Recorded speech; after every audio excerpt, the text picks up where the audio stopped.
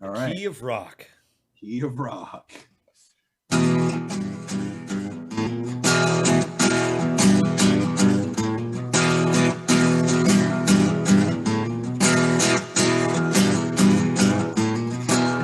headed down the road to find the key of rock.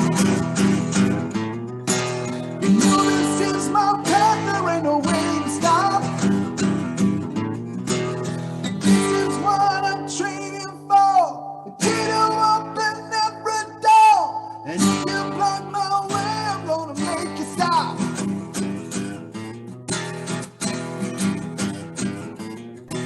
I'm not one for talk, but you can meet my fist. I throw a kick or two if you don't get the gist. Or I'll use my golden palm. And if that don't make you calm, you know my key explosions, well, they never miss.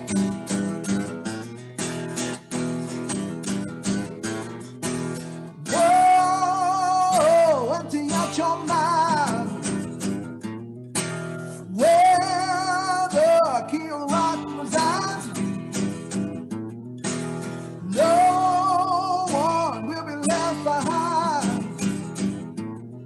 When the key flows, it's gonna be our time to rock.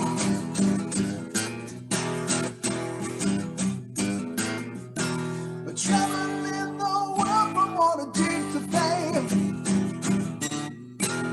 underdog come near and I and Gaarawarr obey. Teaching the even-handed way, making evil doers pay, keeping their own secret every single day.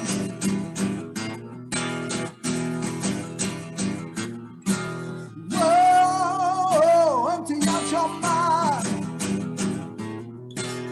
Where the key of rock resides, no one will be left behind. When the key flows, it's gonna be our time to rock.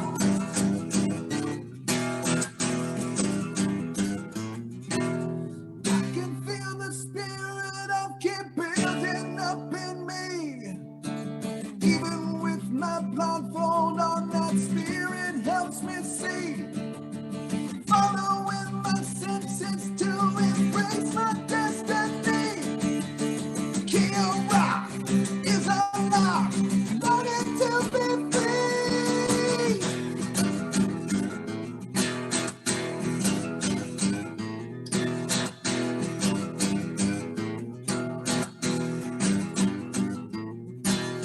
Whoa, empty out your mind. Where the key of rock resides, no one will be left behind. When the key flows, it's gonna be our time to rock.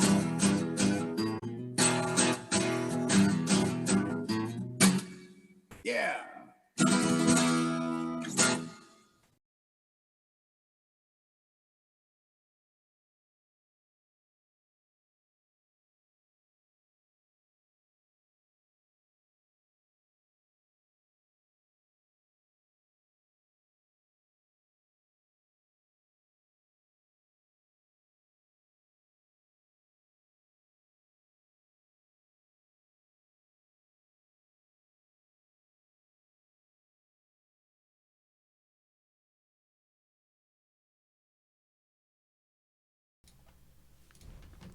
Hello, everyone. Sorry for the delay. There was a bell in my eye. There we go. Okay, welcome to the Festival Fools weekend. Gaarawarr's Guide. We're going to do the thing just like this because why not? I feel like some of this is going to just get pulled out by the green screen, but it is what it is. Yesterday we had the pirate cosplay. Now I'm doing my Festival Fools cosplay because we're here to talk about the current event. in Idle Champions, Festival of Fools. That's even the code. I'm going all in. All in. Just like every way. I don't know that I can make this any more clear that we're talking about the Festival of Fools today. Did I mention this is the Festival of Fools today? So, the way this works, if you haven't been to one of these deep dive weekends before, hold on, fix my beard. I'm going to spend the first hour talking specifically about our topic today, which I think everyone's pretty clear on. And then the second hour will be Q&A. You can ask questions during the first hour. I won't answer them until it gets to the second hour. But we have Jay in the chat doing the normal thing of pulling all those questions, throwing them into a little document I got over here on my screen, and then I'll address them in the second half. Yeah. So welcome. Good morning. I see Sweeten checking in. Good to see you. Yeah. This is, I feel like a bit more EU friendly of a stream. Bit more. So, welcome to all of our EU friends. Yeah, okay. Making sure there's nothing in the chat that I need to address. Everything looked good. All right. Well then, oh. Apologies to all the people who use the closed captioning. I forgot to turn that on. Bad Gar. Bad. Okay, we're back. So, just real quick, welcome to Gaarawarr's Guide to Everything About Festival of Fools. I'm the fool today. Apparently, for forgetting that. So, as you can see, I'm not in the event at the moment. We're going to hop in. So I wanted to talk about, just do some general event housekeeping. Every time an event starts, we'll have one of these guides on the Saturday after it, for as long as C&E keeps me around. Please keep me around. So events. When an event pops up, you're going to see this little box load in up here. It'll have different art and whatnot, and you can click on it, and it'll give you information about what the event is.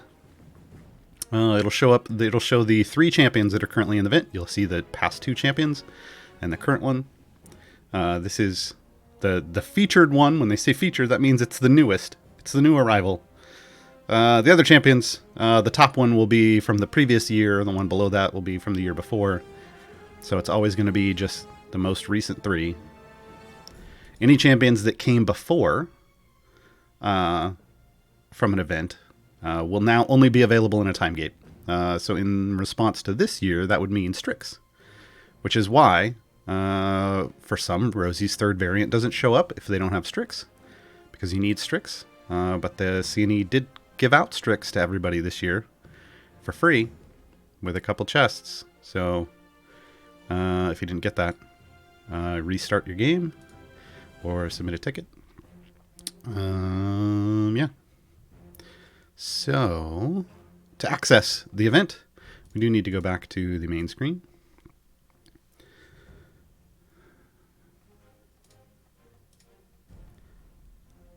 All right, it's always going to show up down here. You'll have your campaign list on the banner on the side, and at the bottom will always be the event when it shows up. Otherwise, it's just not going to be here. It'll take you to wherever the map is. Click on it. You're going to initially just see like this. It'll show a Fool's Errand Rosie, a Fool's Errand Briv, a Fool's Errand Alindra, and these will be the unlock missions for each one. Small amount of tokens, not the kind that shows here because these are the free plays, but small amount of tokens to do each one if you start off with the first ones. I always recommend doing these unlock adventures like favor pushes. So hop in because it's going to be, you're paying for the tokens anyway. Don't end at 50. Push past 50.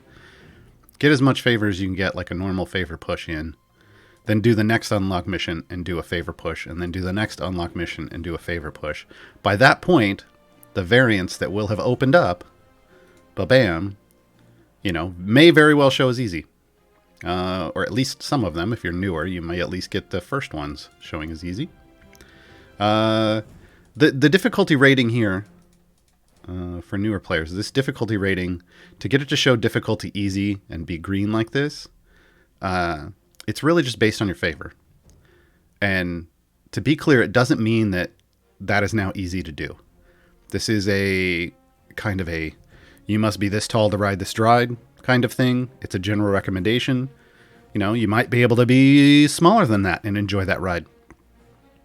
You might be taller than that and absolutely hate that ride.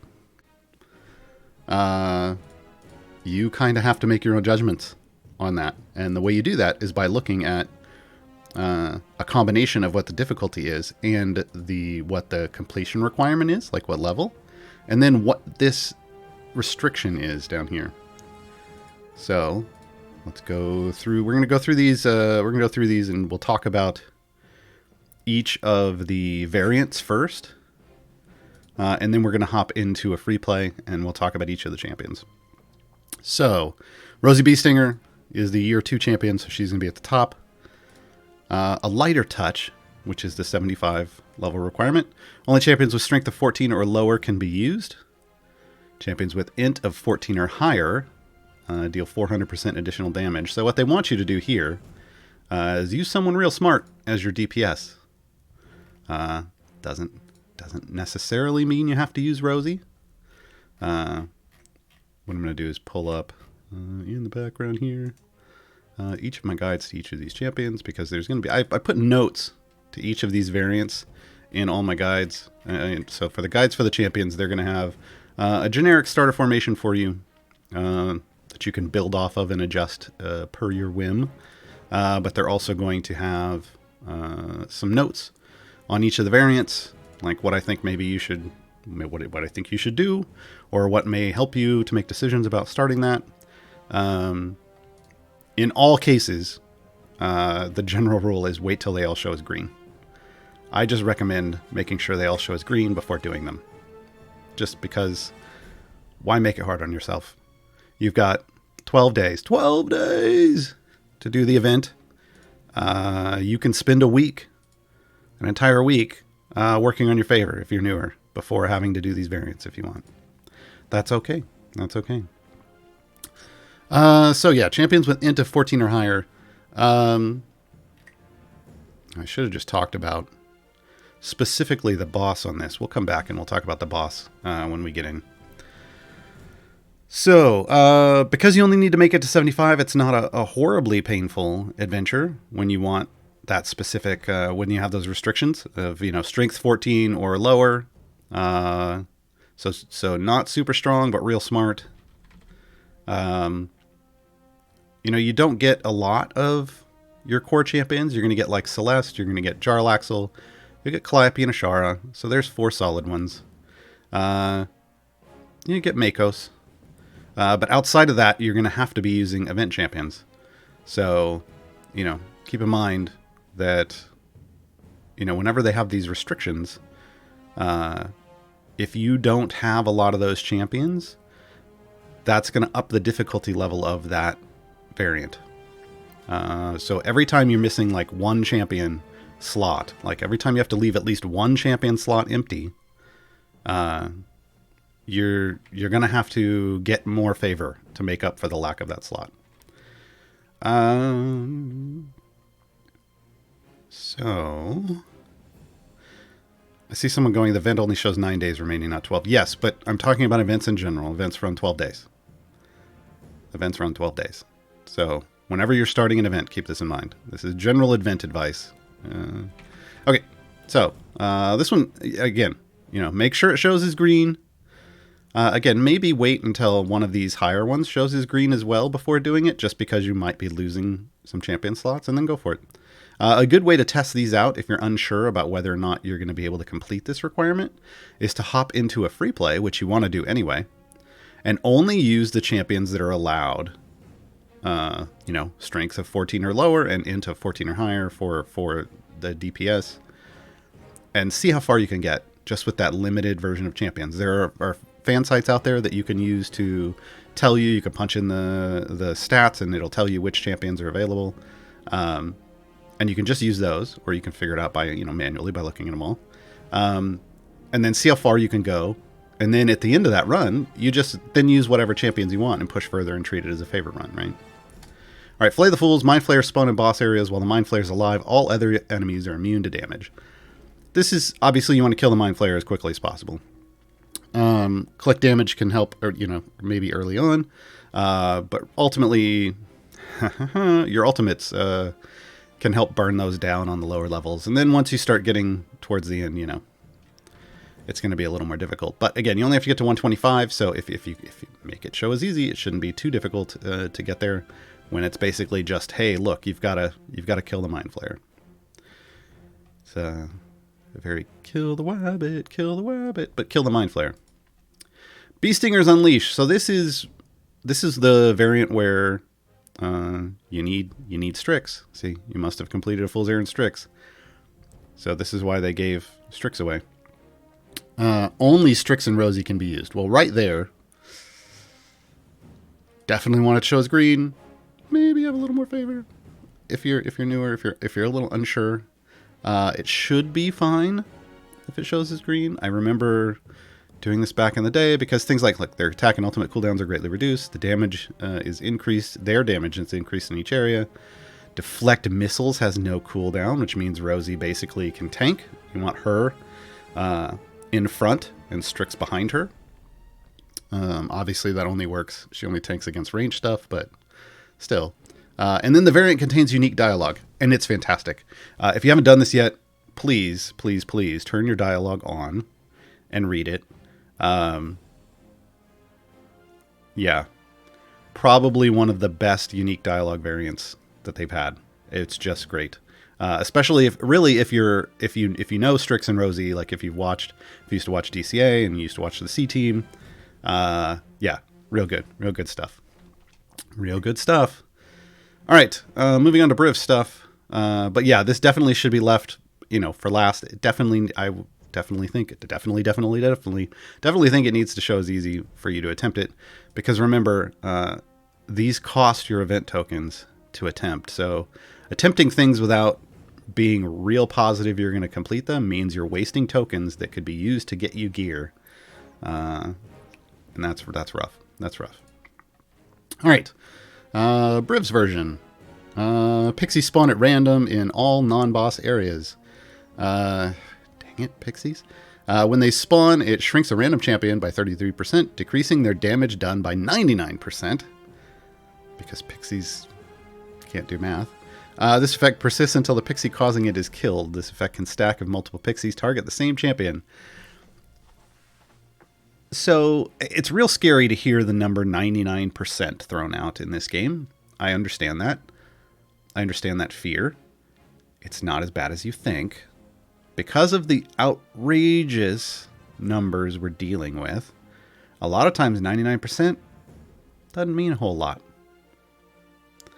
I know that sounds odd, but a lot of times it doesn't. What happens is when it starts stacking multiple times, that's when things get bad. So this is one where, again, make it show green. You should be able to cruise right through, no problem.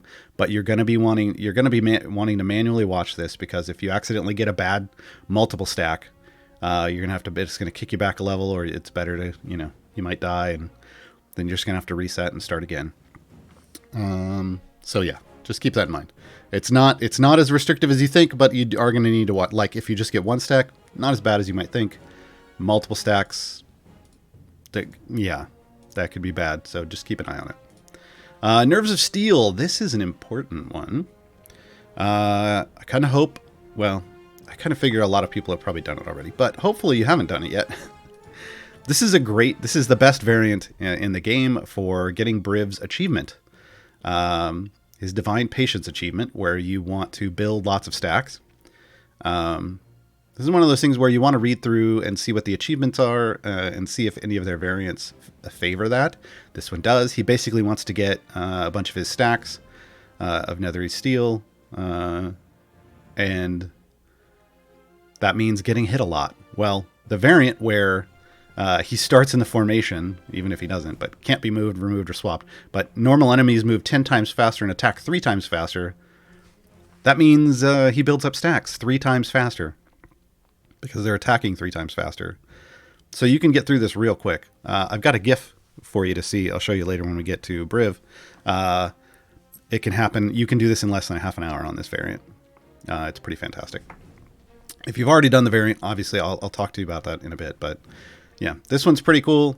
I recommend, obviously still, leaving it until it shows green, because they're going to attack fast, which means you're taking, damage quicker than you might normally be.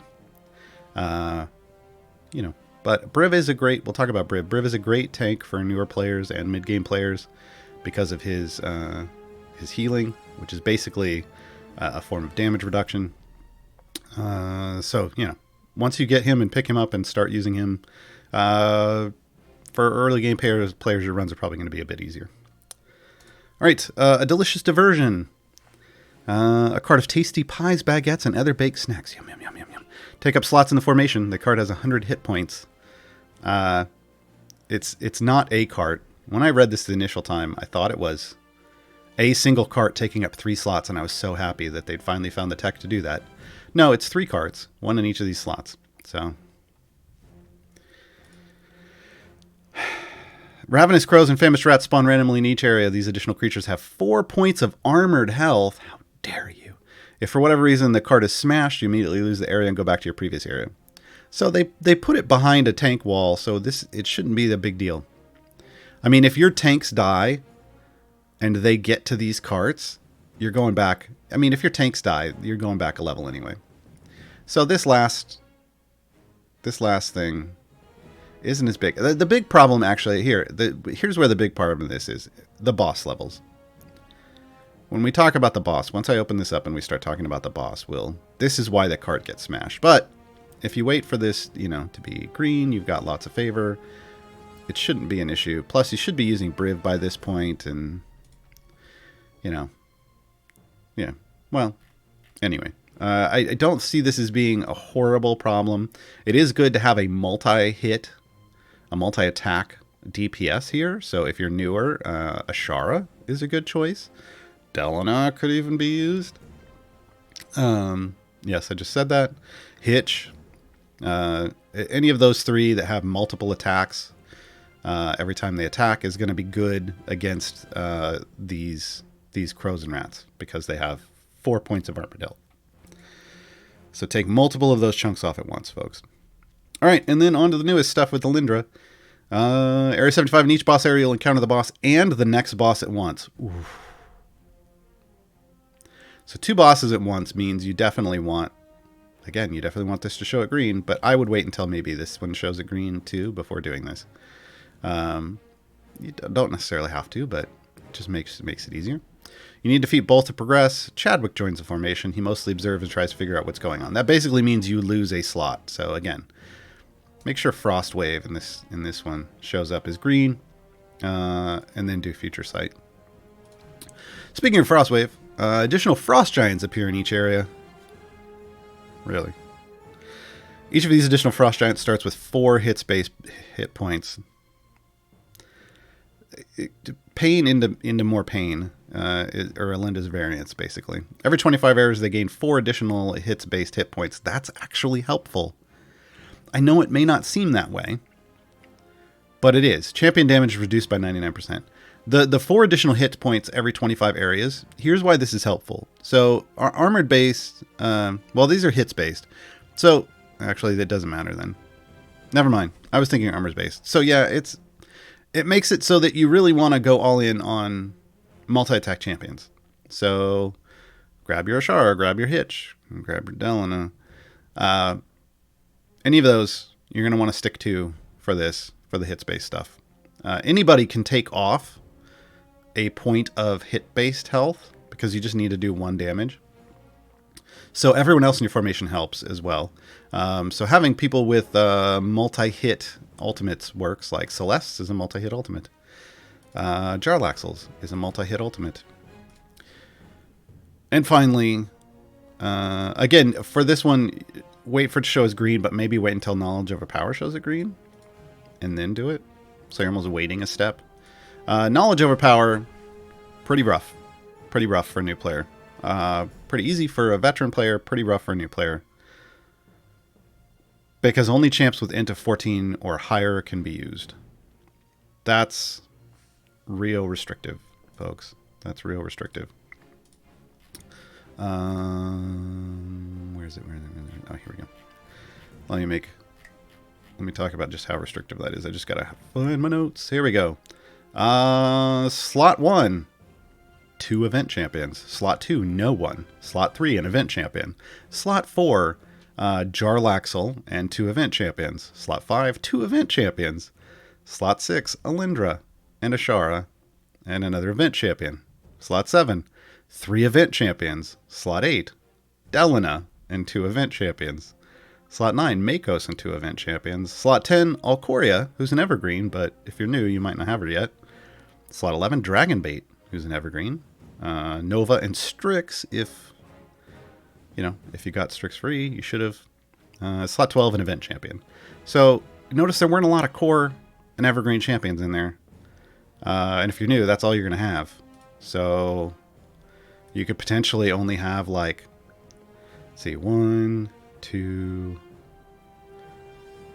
3, 4. You could potentially have 5 champions and no tank if you haven't unlocked Dragonbait yet. Yeah, that's challenging, especially with the boss on this event. So for knowledge over power, I think my recommendation was getting to like E15 favor or higher. And if you're gonna, if you haven't tried it yet, because I don't think you should, these are just, this is 5,000 tokens, folks. Don't just try it and see what happens. Go to an Alindra free play. Only use the champions that you're gonna have available in knowledge over power, and see if you can beat 175 first. And then do it. If you can beat 175 in a free play, then do it.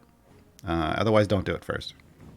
I think it's going to take like E15 favor. I don't have a way to test that out, so you're going to have to just take that as a general rule and try it and see what happens.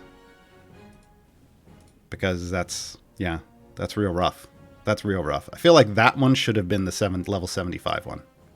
Because it's a lot easier to get to level 75 with no tank.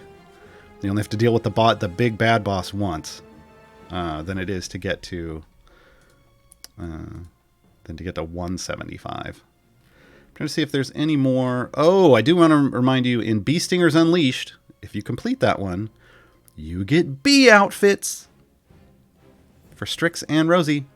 That's right. Bee outfits, folks. Anytime they have skins as rewards. Fantastic. Fantastic. That doesn't happen very often. But bee outfits. Yeah. Please. Let me see if I have any other notes on any of those variants. I think that's everything. So let's talk about the boss real quick. Let's get into one of these. We're going to do an Alindra. Oh, people asked yesterday, what's the best... This is something else that comes up. What do you think the best pushing formation is? I think if you need 2 tanks to really push deep, then because you need the enemies split up between the tanks, then Rosie's formation works great, because not only do you get 2 tank slots, but you still get lots of adjacencies in here, in this jumble, to be able to get that adjacency requirement for support champions. Lots of support champions, like some of the best support champions, want adjacencies, so they want to be right next to things.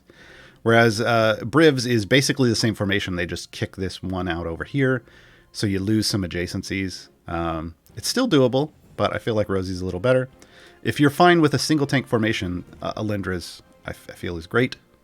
I feel like you get lots of adjacencies, but you also get some spots where people can hang out on their own. So like a Tyrol can sit and get his max Moonbeam on if you're using him as a support. Stuff like that. Like you have all the things you could want, in my opinion. So we're going to hop into a Fool's Errand Alindra. We're going to hop into this. now's the time we talk about the big bad boss. This is just going to be a generic formation for a moment. This is just a generic speed formation. Let me turn off my reset. So don't mind. It's just going to push us up a bit, and then we'll talk. Then we'll pull these out, and we'll put in each of the champions. But first, the Frost Giant on level 50 is one of the harder, not the hardest, one of the harder event bosses in the game. The hardest is the Devourer, in my humble opinion, because he one-shots, and you're then just toast. Like, he one-shots like a couple seconds after he walks out on screen, and then if you didn't beat him before he did that, you're just done. At least the Frost Giant gives you a chance to get beat on for a bit. But there's a couple reasons the Frost Giant's bad. So the Frost Giant, I mean, first off, it's a giant. But no, it's got a lot of health, but it also has armored health segments. So armor means you take the total health and you divide it by the number of armored segments. On these bosses, it's usually 50 armored segments. So you have to do, when you do that division, you do that math, you have to do whatever that minimum amount is of the health divided by 50. So if they have 1,000 health and you divide it by 50, that's what? 20 or 50? No, 50, 20. It's Saturday morning, folks. I'm not supposed to do math. 20? Yeah, you'd have to do a minimum of 20 health. It doesn't sound like a lot, but then when you think about it, when you get up higher in the damages and in the health ratings, you're going to have to do outrageous amounts just to take off one chunk of health. When it's a single attack champion, instead of being that single attack champion may have been able to just one-shot that boss normally. Yeah, Gaarawarr's Guide to Pre-Algebra. Your single attack champion may have been able to one-shot that boss if it wasn't armored, but now it's going to have to hit it 50 times. This is why when you're dealing with armored bosses, it's a lot nicer if you're using multi-attack champions. So again, the aforementioned Ashara or Hitch or Delana, they can potentially take off. I think Ashara or Hitch are better in my opinion. They can take off multiple chunks at once because they release multiple attacks at the same time. So that's super nice. That's super nice. And your DPS, because it's armored, your DPS is, as you get later in your pushes, is going to be the only one removing the armor. This is different from hit-based. Like we were talking about that other one, that other variant that makes things hit-based. Well, what hit-based stuff just gives it like 50 little armored chunks, or 25 or 50, whatever it's going to do. Or they're not armored. 50 little health chunks, but each of those chunks is only 1 HP. You can tell when you hover over whatever it is. When you hover over it and it shows the health total, if it says 50 and it's segmented, that means you just need one hit point, or 25, right? It's when it's outrageous amounts of health with an E at the end that you know that it's armored. So yeah. So this boss... So you have to be able to do sustained damage. So you can't just burst. You can't just burst with ultimates. You can take off some that way. But you're going to have to live through his attacks. He hits real hard, folks. He hits real hard. So you're either going to need to do... My recommendation is having multiple tanks. That's why on this specific thing, Rosie may be the best for newer players. Like Rosie's free play. Not her. Not her. Free play. Because you're guaranteed to have 2 tanks in your formation then, right? Right on the front line. And tanks have health share if you do them right. Naeli needs to be in her devotion spec for this. When she's tanking. When Naeli is tanking, she should be in her devotion spec, because that's where she gets her health share, especially when it's a multi-tank formation. You want that health share so that you and the rest of your party have more health. And you may need to use health potions. You might. Calliope's good for shielding, but you have Briv in this, like you're picking up Briv. So using, say, Naeli in Devotion and Briv in Go With The Flow, we'll talk about that here in a minute, that's going to help keep you and your party alive against this boss. So, I don't want to take Grant off, but we're going to move all the familiars. And we're going to move all the things.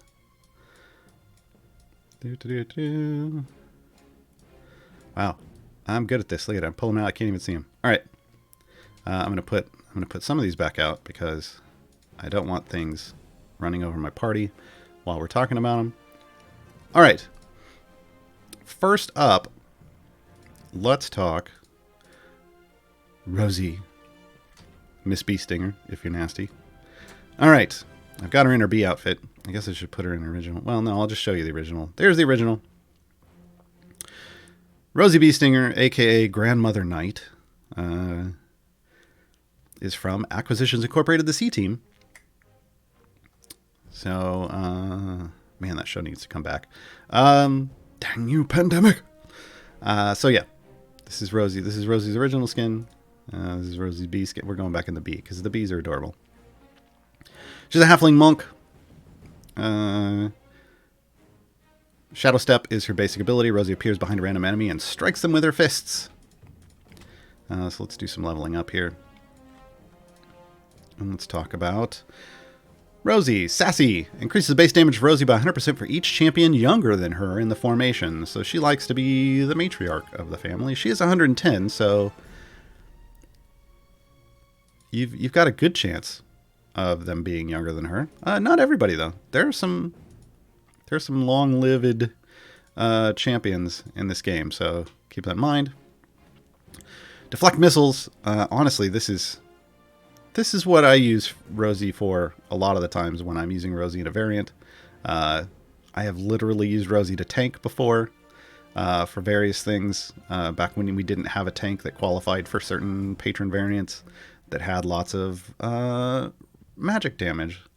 Because here's the thing, in this game, deflect missiles deflects ranged and magic attacks. Yeah, it's pretty fantastic.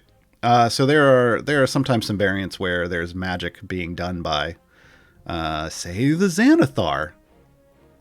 Zapping you with his beholder rays, and Rosie's just like, nah, fam. Super helpful when you don't have a tank. But yeah, so her or adjacent champion. So what does this mean? This means if you're going to place her in a formation, you probably want her adjacent to your tanks. You want her adjacent to your tanks. Busy Bee Stinger reduces the time between Rosie's attacks by half a second and increases her damage by 100% for each C-Team champion in the formation. So who else is in the C-Team? You got Dinar, the very good boy, in slot 2. You got Cathris, who's in slot 1. And you've got Walnut, who is in... Walnut. What slot is Walnut in? It's like 8? Is it 8? Yes, slot 8. I've got her in here in their Kigurumi outfit. Yeah. So Walnut's usually the tank. So there you go. But Dinar and Cathris are great supports. So rounding it out, that makes Rosie your DPS if you're running a C-Team formation. All right, Specialization, Matriarch or From the Shadows. From the Shadows is basically going all in on the DPS. Shadow Arts. Matriarch's going all in on Sassy. So if you have not only champions that are younger than you, but they're females, she specifically wants younger females in the formation, then you can boost Sassy. Most of the time I'm running From the Shadows because most of the time I'm not trying to figure out, okay, where are all the young females at? Yep. So I don't have enough favor to max her out, but that is going to be pretty much it. Oh, Shadow Arts. Forgot. Every fourth attack, Rosie does a whirlwind, hitting all nearby enemies for 200% of base damage. So basically, you get some AoE in there. This is good for when the enemies start building up on your formation. That's really the big thing, is they give her some wave clear to get things off the line. Eventually, it's going to be the only way that you wave clear, because it is more than her base damage. Timeless Body reduces the number of attacks required to trigger Rosie's Shadow Arts by 1. So you can start, getting to the point where you're just pop, pop, pop, as a certain Wild Mountain rogue or monk is used to saying. All right. So that's pretty much Rosie. Let's look at her feats. The usual things with a DPS, you're going to get lots of damage, like self-damage. She does get a sassy boost. Intelligence. This is... Why, Gaarawarr, why are you slotting intelligence on Rosie? So this is a Strahd interaction. For those of you who have the Patron Strahd unlocked, one of his perks, if you qualify for Strahd, which is int 13, and that intelligence thing qualifies Rosie for Strahd, one of his perks is increases the damage of champions with int 13 or higher by 150%. So this gives me 30% damage. This gives me 150% damage for Rosie. So that can be useful. Obviously, if you were really going all in Rosie DPS, you'd also want the Grappler. It's a 12-5 feat for gems. So just that, and keep in mind once you get Strahd, those would give you the max DPSs for Rosie. I'll be honest. I'm getting it real with you right now. Rosie's not the greatest DPS in the game. I don't even know that she's in that middle pack I talk about a lot. That's like lots of viable DPS champions. I don't even know if she's in there. I think she's down at the bottom, unfortunately. Even with a full C team. But that's end game, fully epicked, that kind of thing. If you're a new player and you get some good gear on Rosie, and she may do work for you. She may get out there and just wreck face. Because in this game, the amount of favor you have, your progress matters, the other champions you matter, your gear matters a lot. So don't me just saying not the greatest. That's me talking about end game. Keep that in mind when you see reviews of champions on Reddit or in Discord. People are talking about how good a champion is. 99% of the time, they're talking about how good they are at their soft cap, so fully maxed out and with gear, like with solid gear, compared to other champions that are like that. That is not your experience as a new player. That may not even be your experience as a mid-game player, so keep that in mind and learn to make your own decisions. All right, up next, Briv. Briv is back here. He's a Calliope swap. So Rosie swaps with Tyrell. Briv swaps with Calliope. Here we go. Briv's going straight in the tank formation. I don't have a skin for Briv. This should be showing me skins. Briv has a skin, folks. Here it is. Pirate Briv. And Pirate Flow. You actually get Flow as a familiar. If you pick this up. Pirate Briv skin's pretty cool. Everybody knows I love pirates. Yeah. So you get this, you get a familiar, you get a skin for Briv, you get this feat, which is his nethery steel. We'll talk about that in a minute. 80%, 16 chests, and the potion of the gold hunter. They've started this thing with new potions that last a week, but they're for small values. I think they're neat. I think they're real neat. I think they're really catering towards the newer players. I think they're fantastic for new players. Yeah, we'll see how else, if they give us other ways to get those. Right now, we're getting them as rewards occasionally in Idle Champions Presents, which is coming up to an end, and then now they're throwing them in certain packs now. We'll see if they put them in other places. We didn't talk about Rosie's ultimate, Grandmamancy. So that probably doesn't make any sense to a lot of people, but if you follow the C team, it makes total sense. In the C team, they on the show. One of the interactions they had with the audience is you could cheer bits and throw them towards certain players, and that gave them bonuses, like a chance to use a certain ultimate ability. And Rosie's ability was Grandmamancy, and it creates lots of shadows and stuff. So in this game, and lets her do all kinds of crazy things with shadows, because she is a shadow monk. Grandmamancy, Rosie roots all enemies and darts around, striking up to 10 of them, then deflects all missiles for a time.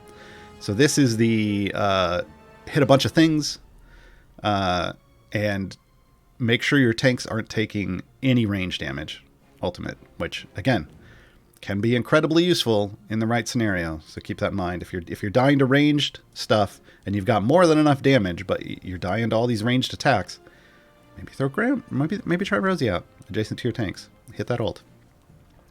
All right, Briv. Mocking Cleave. Briv cleaves a random enemy with his greatsword. Each enemy hit has a 20% chance of being taunted, switching its target to Briv. Taunted?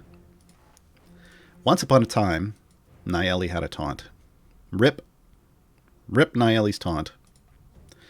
F in chat for Nayeli's taunt.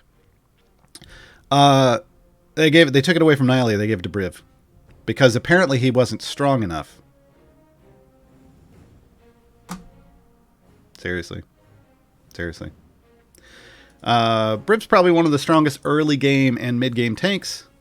Well, he is one of the strongest. The only thing that I think surpasses him early and mid game is Ayla. But Briv is fantastic, and we're going to talk about the reasons why. He's a half-orc paladin trying to make himself a god. Heroes of the Plains affiliation. So this is the newest affiliation in the game. Briv is tank, healing, and support. The Heroes of the Plains currently, Alindra, Averin, Briv, Freely, and Penelope. The new show, Heroes of the Plains, this is based off, they gave this name off the new show that just started last week. Also includes Orkira and Whittle, so we may be seeing one or two more people. And Averin isn't even necessarily one of the Heroes of the Plains now. He was from a previous show, so who knows? Maybe we'll get one of the previous ones. I don't know. So there's potentially a couple more champions coming to the Heroes of the Plains lineup. Keep that in mind. All right. So yes, tanking, healing, and support. That's a lot to do. This is why I said he's kind of a little strong for you early to mid game, folks, because he does all the things. So starting off, Steel Bones. It's important to understand how all this stuff works because some of the useful stuff ties in with each other.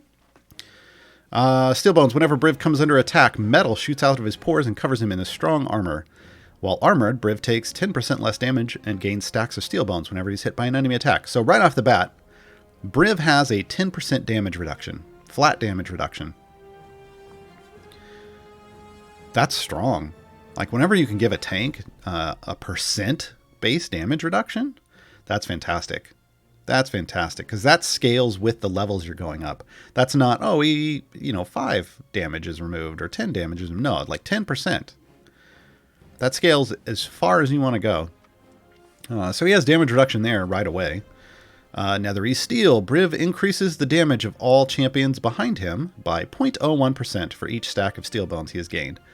Seems like a small number, but keep in mind, you may not see, like right now, I'm not going to have many Netherese, I'm not going to have many Steelbone stacks, because early on we're killing things right away. But once you start getting to your wall, and you start getting beat on a lot, this can ramp up fast.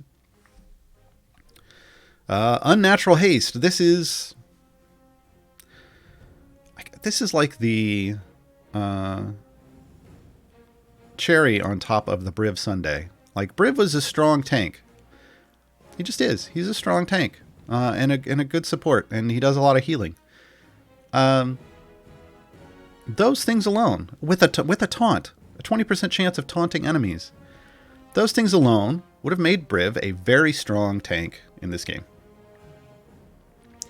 Then they give him a speed effect. So we just covered speed effects last weekend. Gaarawarr's Guide to Speed Champions. So go check that out. It's in the Twitch VODs. But yeah, Briv has one of the strongest speed effects in the game. Once you ramp it up, it does require lots of item investment. So getting a high item levels and lots of getting a nice rarity item and then lots of item levels. But yeah, so Briv has a chance of sprinting forward quickly on steel springs after completing a new area. This action consumes 4% of his sprint stacks and requires at least 50 stacks to occur. When you reset the adventure, all stacks of Steel Bones, so those are the things he gets from getting hit, that Briv has gained, convert into stacks of sprint. Unused sprint stacks persist through resets. So, you don't just get sprint stacks. That's just not a thing. Like, you don't, the very first time you use him, he's not going to have any speed effect.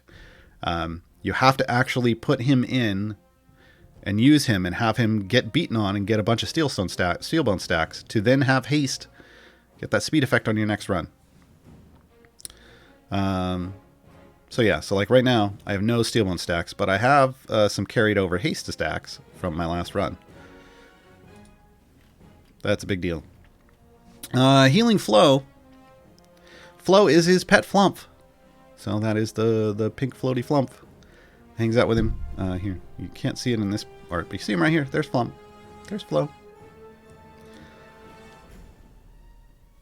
Briv's pet Flump Flow appears next to Briv and telepathically stores healing power whenever Briv is hit.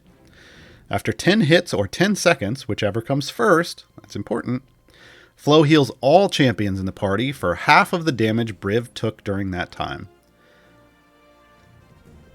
As long as you can live 10 hits or 10 seconds, this is effectively another form of damage reduction. Remember, Briv has a 10% damage reduction, just base. But then Flow gives him even more. Now, this is half of the damage, but there's ways to manipulate this. We're going to talk about those.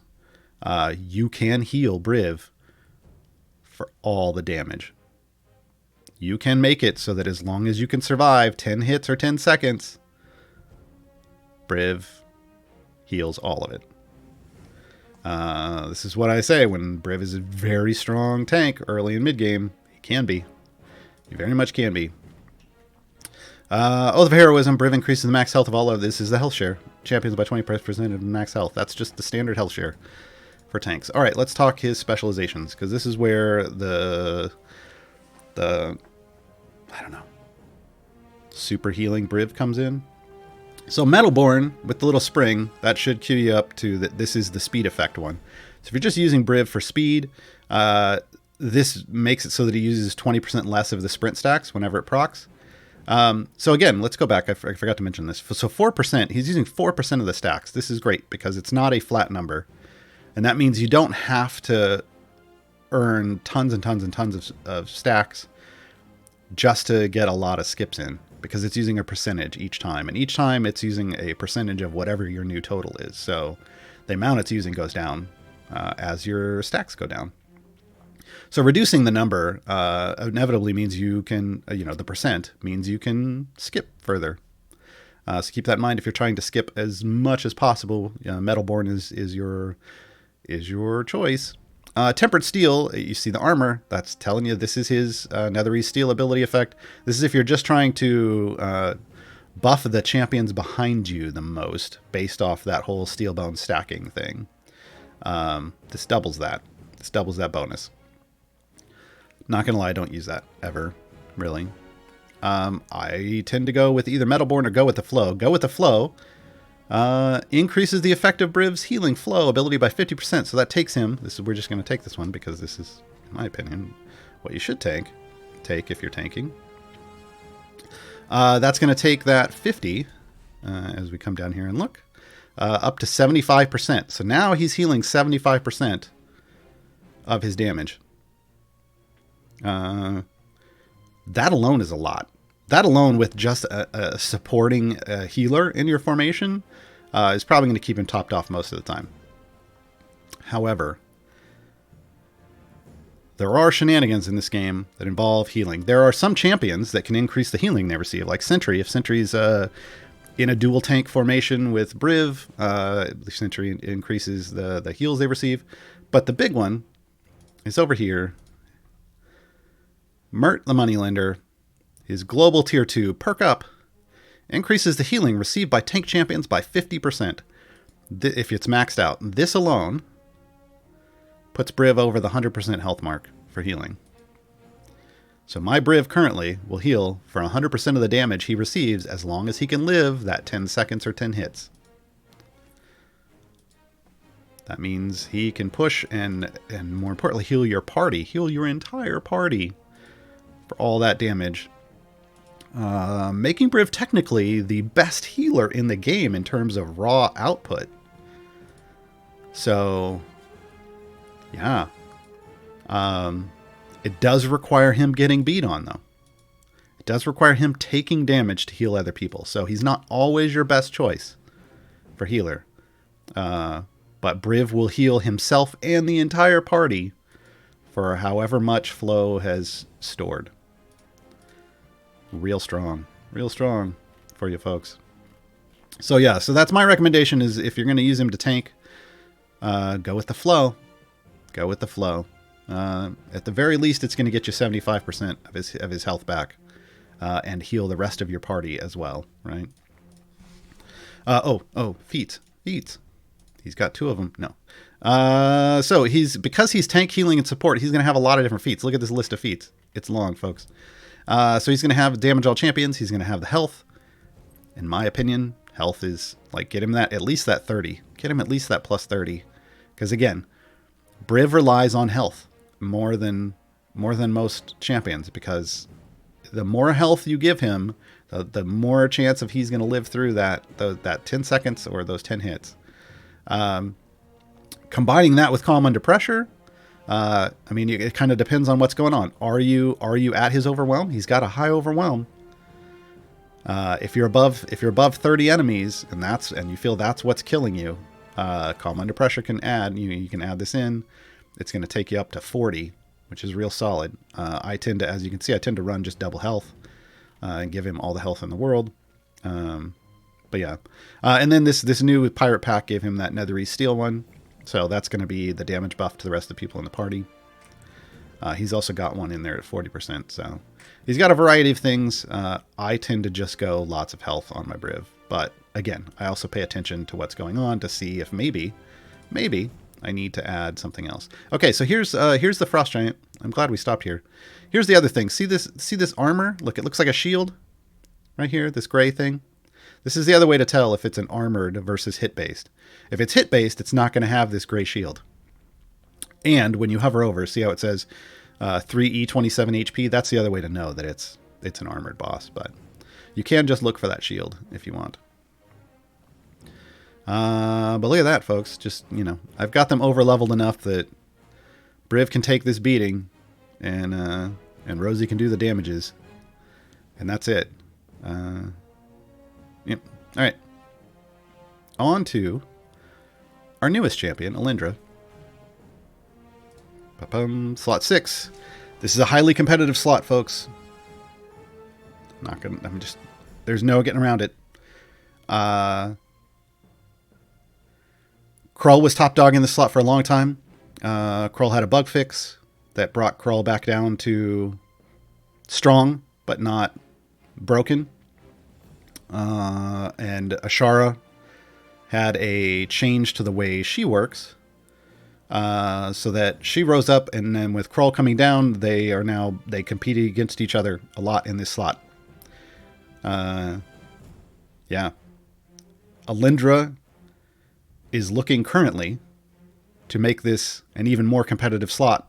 This potentially is a 3-way tie for maybe not tie. It's going to depend on items. It's going to depend on your items, folks, and kind of how you're building your formations and what you're building your formations around. But this is looking to be a very even more competitive slot now. And I like that, because that means we have variety. You can run Ashara DPS. You can run anybody DPS with Krull. You can run Alindra with another DPS, right? Like this is the way it should work. You should have ways, everything should work so that you have lots of competition based on how you want to build your formation. Alindra is going to be at her most competitive in this slot as long as you have other Heroes of the Plains, specifically Avern and Freely currently. Briv's interaction is not in the game yet, so we don't know how that's going to affect it. That means she could get stronger, which is a scary thought. And we don't know if more Heroes of the Plains are coming. Are we going to get like a Sophias or a Whittle? Are we going to get Orkira? I want Orkira in the game. For those who don't know, Orkira is a character played by Idle Champion's own community manager, Obo Lauren. So Alindra is currently pretty strong. I have her up to blues. This was me opening my silver chests and my Electrum chests. It got me to full blue yesterday on stream. I'll open up all my gold chests on Friday. This coming Friday. This is next coming Friday.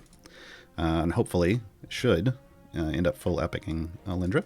I have her in her pirate outfit because Because, of course, A, pirate. B, look at that judgy pirate griff up there. Fantastic, fantastic. But here's the original. Here's the original skin. He's got logic and reason. And still griff, excuse me. But griff, pirate griff. Boom. All right, let's get this up here. Actually, let's swap these because Rosie's shorter. All right, so boom. Mind spike. Alinder spikes the mind of a random enemy, damaging them and slowing them by 50% for 3 seconds. So, you know, again, not a DPS. So this is just, it is magic base attack. So this is something that works with an Alcoria formation because you get a magic base attack. Slows can be useful for survivability because that means it takes longer for things to get to your tank. But other than that, she's an elf wizard cleric. So she's a divination wizard and a cleric of Ogma. Full support, true neutral. That means neutral. So unfortunately can't work in Mert. Only Vajra and Strahd.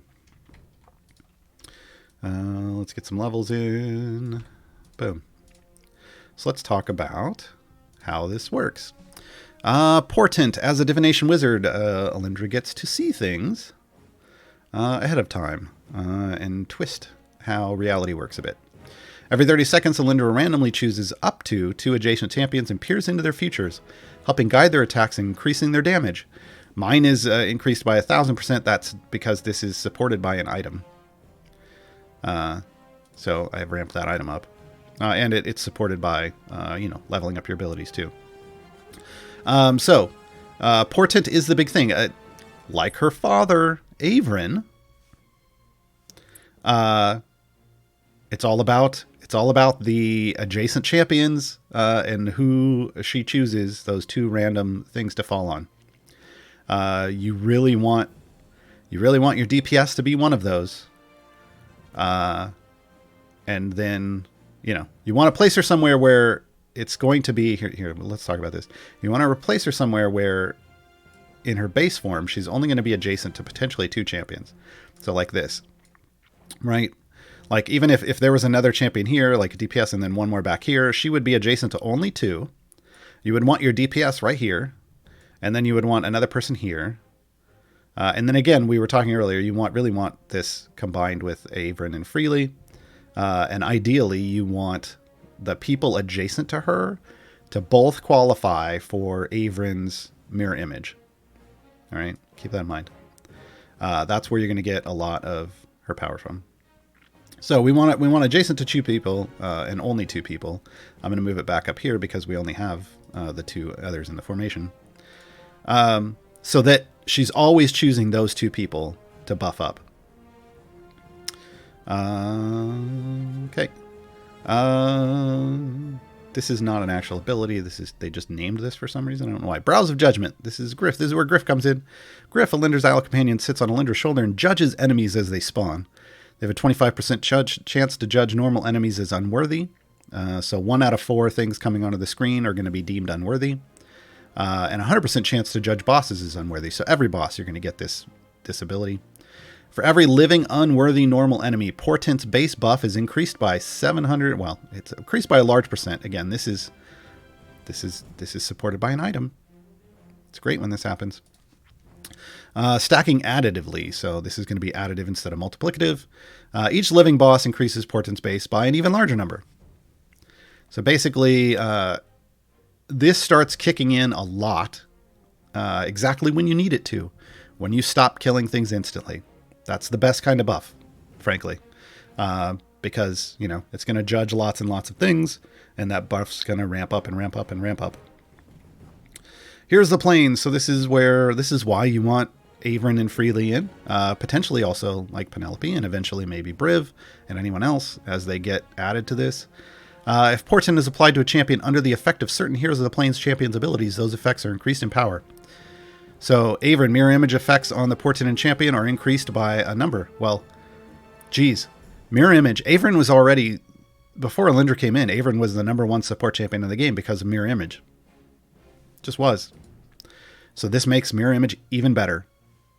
This is one of the reasons Alindra is super strong. It's because she's making these specific champions even stronger. And this is supported by an item. So this gets better and better and better. Freely's, unlucky for them, increased by 1% for each portended champion affected by Luck of Yondala. Again, so as long as you've got Freely, this is another thing you want to pay attention to. The people that are adjacent to Alindra also want to qualify for Freely's Luck of Yondala. So this is a champion that requires serious formation building, but if you do it, it pays off very well. Penelope's Chewing Mask, tools for the job, charm increased for each portended champion affected by the Chewing Mask. This one isn't as important to build around because for this you kind of want Penelope. You can't get everybody adjacent to everybody, and Penelope needs to be adjacent for tools for the job to come in, and the formation has to be under attack. So Penelope's currently at the bottom of the required list. It's nice if you can get a stack on there. That's great. If not, it's not as big as missing. Like you want to prioritize Avern and Freely. Prioritize Avern and Freely. I have foreseen this is the ultimate attack. We'll talk about that after we look at spec choices. So Expansive Vision makes the portent go to 3 champions instead of 2. So depending on, this is kind of if there's no way to lock this into just having 2 adjacencies, but you can get 3, then that may be where you want to go, because you want to always guarantee that portent is ending up on your DPS. That's what's going to give you your damage. In the same way that you always want Avern's Mirror Image to end up on your DPS. Extra Judgy doubles Griff's chance to judge enemies, increases the buff. So that means instead of 25% chance, so 1 in 4, you're going to get a 50% chance, so half of the enemies are going to have it, which is going to ramp that up. In this situation, I'm just going to pick Extra Judgy, because we only have 3 champions, and so it's not that big of a deal. And again, I could place, if we were to build this formation out, I would move Alindra down here, and just keep her adjacent to only 2 people. And I would get the extra Brows of Judgment. And I'll explain why that's kind of nice here in a moment. Yeah, that's everything. Okay. And Feats, well, I've got the buff Heroes of the Plain feat. This came with the Pirate skin pack. It's currently on sale on Steam. I don't know if it's on sale on other platforms. Check it out. And then Brows of Judgment, I picked those. But you could go Portent. She's got a Portent. She's got a damage all champions. She's got a higher level Portent. I did my homework. This is increases the Alindra's Brows of Judgment ability by 100%. So there's lots of buffs. There's lots of buffs for nice things going on with her feats. Her ultimate, I have foreseen this. Alindra foresees the death of all her enemies. For 30 seconds, all enemies take extra damage equal to the total portent buff being given. This is big. So Alindra is a solid support, as we've been discussing. If you could build around those requirements with like Avern and Freely and the formation, right? But you want to play Alindra with a familiar right here, and we're going to do this the right way. We're going to do this the right way, and we're going to buff her with her own Griff. You want to keep a familiar on her ultimate, because that just ramps everything up to the point where she becomes super strong. So she is at her strongest, at her most OP when her ultimate is going. So she will be a kind of a spike champion. When her ultimate comes in, that's when you're going to do like lots of wave clears. You get close to your wall, and then it's going to drop back down, and then the ultimate comes back. Yeah. So keep her ultimate up. With her ultimate up, she's real strong. But she's going to be solid. Otherwise, solid support champion with those requirements. But, use your ultimate every chance you can get. All right. Those are our 3 champions in the Festival of Fools. This is obviously, not a realistic formation. We'll build one of those here in a minute, and we'll answer a bunch of questions, because we've got... we're already up to like almost 30 questions in the queue, and we'll probably have more once we start actually taking them. So we're going to take a short break. I'm going to play a song for you. We started today off with... Oh, no. Who did we start? Oh, the Key of Rock. That was Stokey's song. We don't have songs for any of these champions yet. However, Bardic Inspiration returns on Tuesday, and Jen Kretschmer, the creator of Alindra, will be joining us all as we work together in chat to create a song for Alindra. So next week, there will be a song for Alindra, but this week, we don't have one, so we started off with Stokey's Key of Rock. We're going to move into In the Break. What's next? Oh, this is a song for Esmeralda. This one's called Where Angels Fear to Tread. So I will be back, and we will do the Q&A portion after this song's done. Thanks, folks.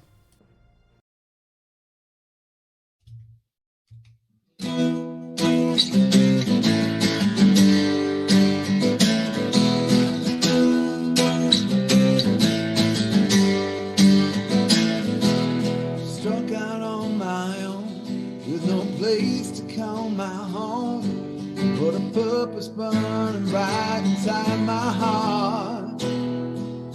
Started mentor on my quest so I could study with the best. Now there's nothing left. Shoot. Starting over. One more time. We're going to get it.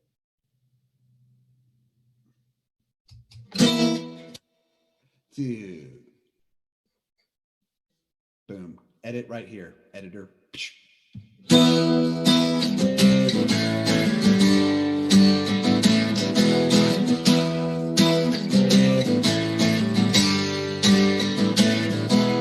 Struck out on my own with no place to call my home, but a purpose burning right inside my heart. Sought a mentor on my quest so I could study with the best. Now there's nothing left but vengeance in my car. When fate took my leg, I got up to fight again. Nothing stops me from the task at hand. Now I'm stronger than before. I stand ready for this war. Drive the undead scourge out of this land. Predators I play by my hands. I'm going angels fear to tread. I'm going evil goes, I'll hunt them to the end. Eternal peace for the undead.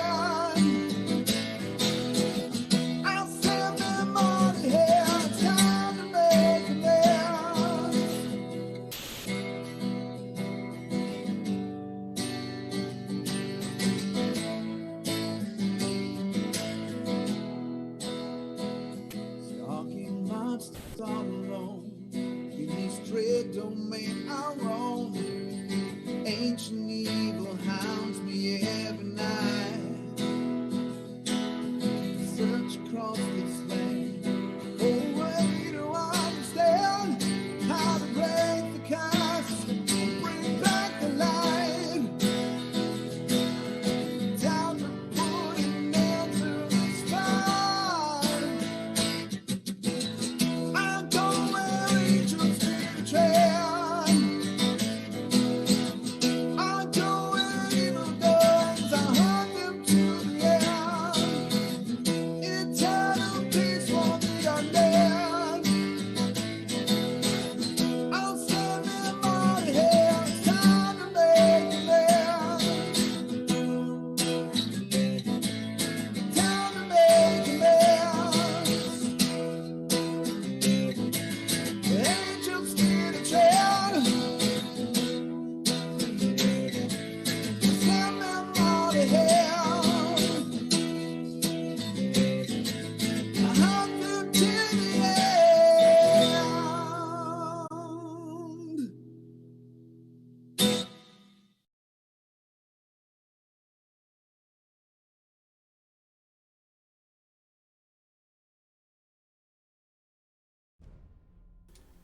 All right, unmuted. We are back.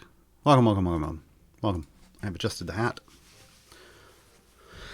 Maybe there's less bleed through now. I don't know. We'll see. It does have little bells on the end. Oh, these don't ring. This one rings. I've had this hat forever, And I'm so glad I have finally had an excuse to wear it. All right. I don't get to wear it anymore.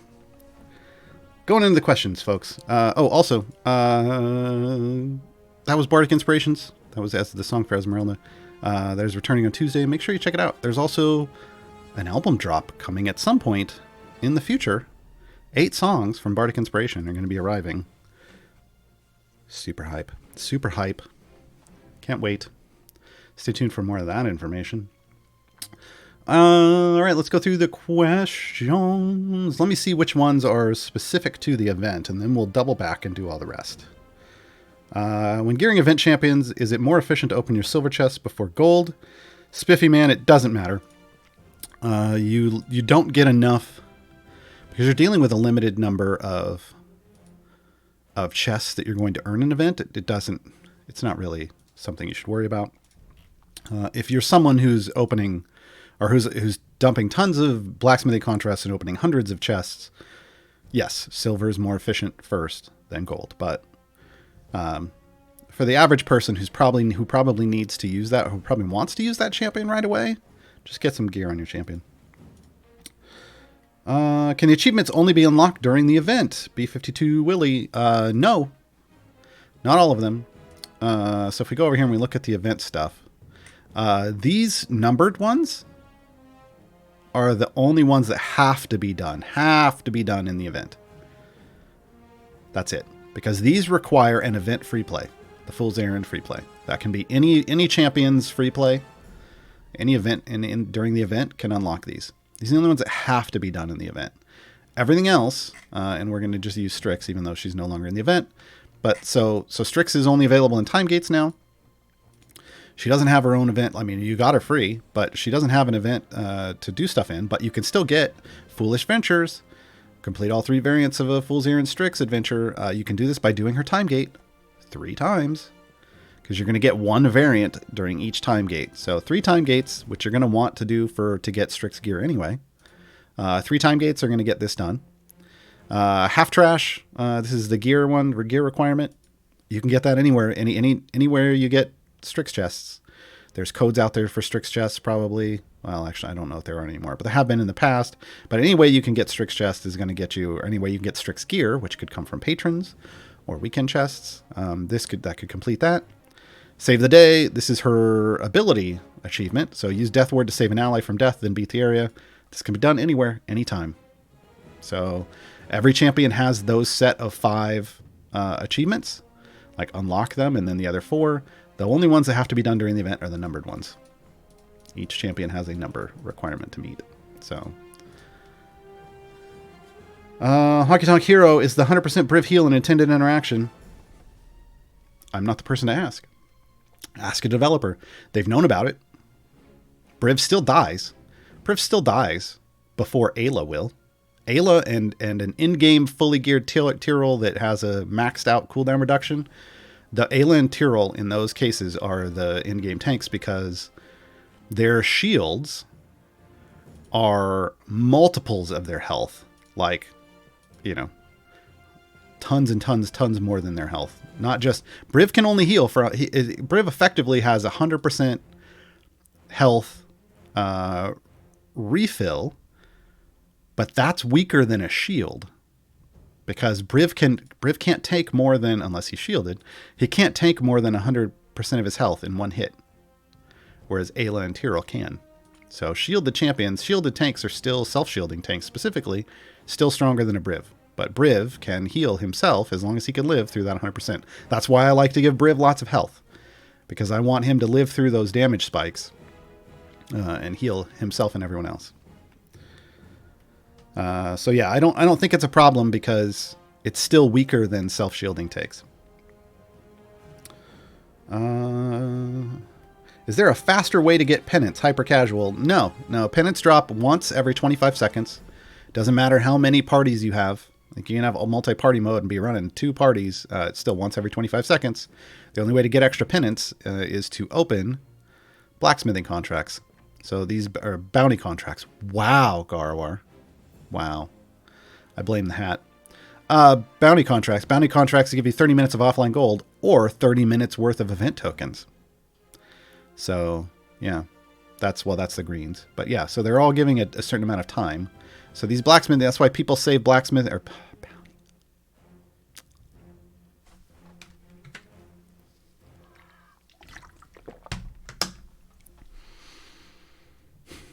this is why people save bounty contracts. Man. C&E, could you have maybe named them something that didn't both start with a B? Sincerely, the person who has to talk a lot on your streams and gets them confused. Yeah, bounty contracts. Bounty contracts get saved usually by players. Some people hoard them and sit on hundreds and thousands of them and wait for whatever they think is a champion worth their contracts. I burn all of mine each event. So do as you will. Just know there are different ways to handle that. How do I see what my favorite level is? Spec Marns? If you hover over this sun, this will show you, like, I don't know why it says blessings, because it's favor. Has it been 3.5 years and I've never noticed that? It probably has. C&E, this should say favor, not blessings. Divine favor, specifically. This tells you your totals. This event is Lyra, or Lyra. I don't know how it's... I'm going Lyra. And it tells you the total, so it's the third down, because it doesn't... It's not even... I was about to say it does them alphabetically, and then Orals is at the bottom, so I don't know what... It does them in the order that they were introduced, maybe? That doesn't even seem right either. I don't know. They got to clean this up. Basically, look for the one that's not normally there, but that's Lyra's favor.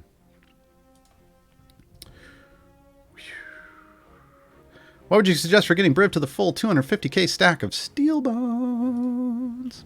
So, I said I have a gift for this, and I do. Let me make sure that it's going to show up. We got to load it in. I should have just loaded this up and had it as an image that automatically loaded in. That's my bad. So, like I said before, I like to do it in the Nerves of Steel variant. What I recommend, if you do it, you can do it at any variant, any level that has purely ranged enemies. And this is because you're eventually going to get to a point where you're killing off some of the enemies. And ranged enemies start attacking them once they come out, once they step onto the screen. So the faster you can have them attacking you, the better. So find an enemy find an area that's just ranged enemies. On Nerves of Steel, I recommend 48 or 98, like whatever the version of 48 or 98 is that you want. And you build lots of health share, so lots of tanks in their health spec. And maybe a healer or two. If you don't have Briv at 100% healing, if you don't have that Mertz perk up, then have a couple healers, a couple pocket healers, just like in an MMO. To keep him alive. Here, let's take a look at this. Load in. Boom. So, as you can see here, this is Briv getting beaten on by lots and lots and lots of ranged enemies. And this is kind of what you want to build. You can't see the full formation, so I'm going to explain it to you. I've got Briv in there. I've got Tyrell in there. I've got Evelyn. I've got Sentry. I've got Grama. Make sure Grama is in like her mountain spec. You don't want her in her Arctic spec because you don't want her slowing down the attack speed of the ogres. I've also got like Dragonbait in there, and I've got Dinar in there. So it's basically lots and lots and lots of health to get his health up as high as possible. And then all I'm running is an epic potion for speed. On the Nerves of Steel variant, the ogres attack 3 times faster. So they're already going, 3x speed. And then you stack, I just used an epic speed potion, and it took me less than a half an hour to get 250,000 stacks. So you can do it. I then went on and I left it because it was so fast. I then threw more speed potions on and I ended up getting it over 1 million. But it doesn't matter. You just need the 250,000. So you can do this again on any level. He will eventually die because they'll enrage. Once you get 100, this is 100 ogres on the screen. Once you get to 100 ogres, they start to enrage and do more damage. And they will eventually kill your Briv. But then you just bounce back up to that level. So you do have to kind of keep an eye on it, but it's not super difficult. It just requires you setting it up. So yeah, 48 or 98 in this event works. If you can do it in Nerves of Steel, that's my recommendation. That's my recommendation. Boom. Get that off so it's not distracting me in the background. Throw Rosie supporting Briv and you're blocking a lot of it. You don't want to do that, Cold Silvered. Specifically, Briv needs to get hit. So you don't want Rosie in your group because then she deflects those missiles and you're not getting hit. And thus you're not building stacks. You do not want a shield on Briv to build stacks. You do not want Rosie deflecting missiles off Briv to build stacks. Those are detrimental to your stack gain.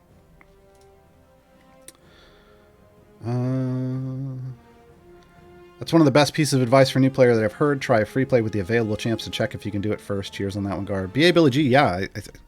I think veterans have known this for a long time, and I don't know if we always communicate it. But yeah, to be clear, if you don't know if you can beat a variant, and this goes even outside of an event, but it's more important in an event because an event you're spending tokens. Just go do a free play. Try it.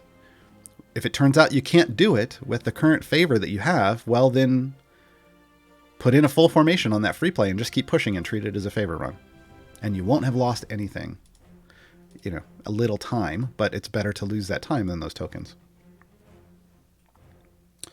Yes, once you have Briv's, that's a good follow-up, Ninehammer. Once you have Briv's achievement, you can throw Rosie in on that level and keep her ultimate going, like with a familiar and ultimate, to get her achievement real quick. That is a great follow-up, yes. But you don't want Rosie in there before Briv gets his. I mean, I guess you could let her get hers first. How do I get credit towards spending 5,000 penance as part of the challenge for a fool's errand? So this isn't really an event question, but it does have to do with the event. So I'm gonna do this. Jake, and this is 100% CNE's fault. I'm throwing them fully under the bus for this because the last Fool's Errand, or the last Idle Champions Presents Unfair Seas, they did the same thing. This says spend 5,000 pennant. First off, it's just a vote. It's not that big of a deal. You get the rewards. No matter what. But if you do just want to be a completionist and mark all these off, what this means is do Alindra's third variant. That's just what they should have said. They should have said, start Alindra's knowledge over power variant. Because that costs 5,000 penance. That's what this should say. Because this does not count. This is not a cumulative count. So, it only triggers off doing Alindra's knowledge over power. Or at least starting it. Ideally, you want to start and complete it, because that's 5,000 penance. That's a lot. But, you know, just go start. Just go eventually do it and you'll get it.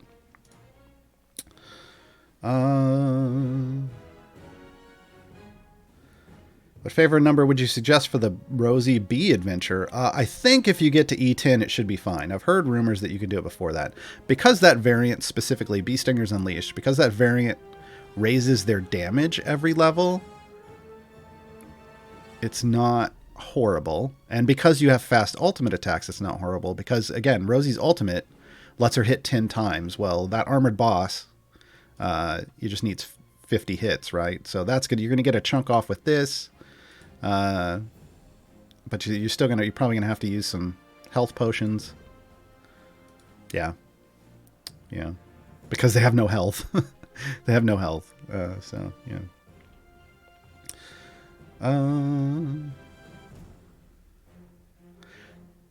Does Rosie deflect Dragonbait boss AoE?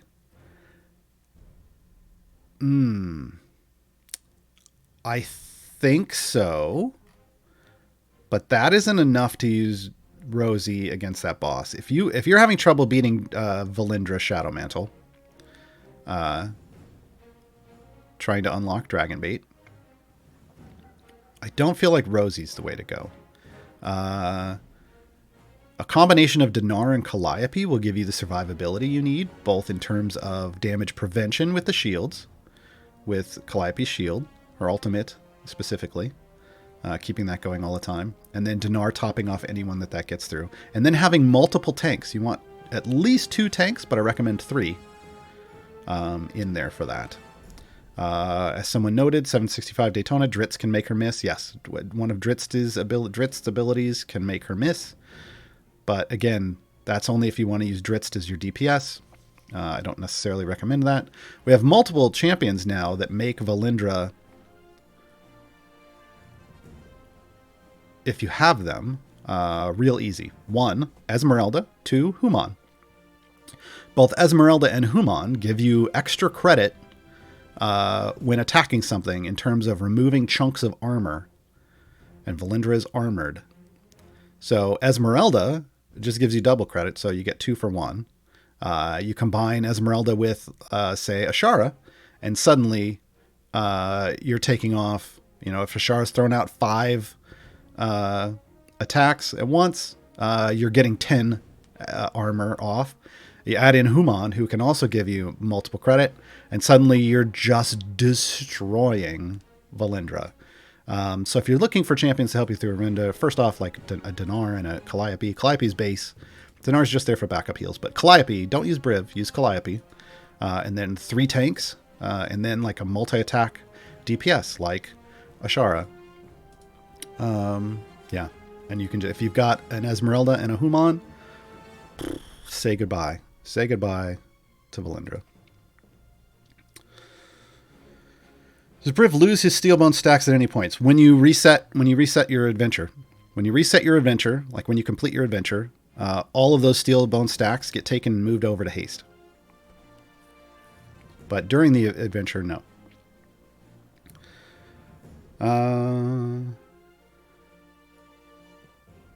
This is kind of... I'm going to put these together. Null Mentor and Prankster Olay. Why is Briv only considered an early to mid-game tank? And if Briv is an early and mid-game tank, who are the late-game tanks? So all of this is together. I think I kind of went over this earlier. Briv is strong early and mid because of his damage reduction. So he gets a flat 10% damage reduction. And B, he gets the healing from Flow, which effectively is another form of damage reduction. As long as you survive those 10 hits or 10 seconds, you have effectively reduced that damage by however much you're healing. And you can get that to 100%. That's amazing, okay, early on. So he can really help you a lot in terms of survivability. Late game, though, when you're really deep pushing, because he can only take 100% of his health and damage, he can fall off late game as a tank pushing, because Ayla and Tyrell are your late game tanks because their shields go so outrageously high. So they can end up having roughly the same amount of health, but because well, let me just throw Ayla in so that you see what I'm talking about.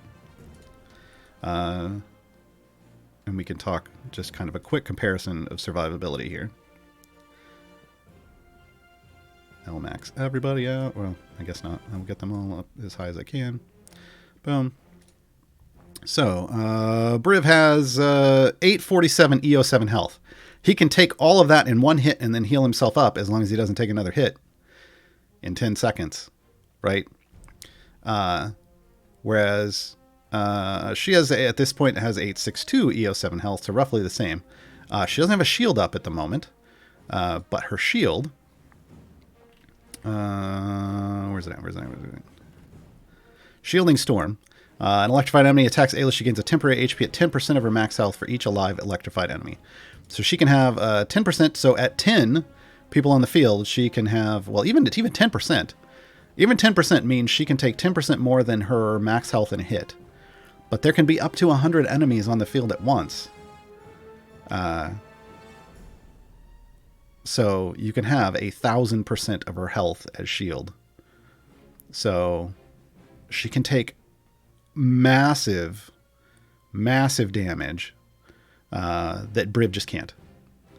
Briv would have to have 1,000%, have to have some way to have 1,000% of the health that Ayla has to get there.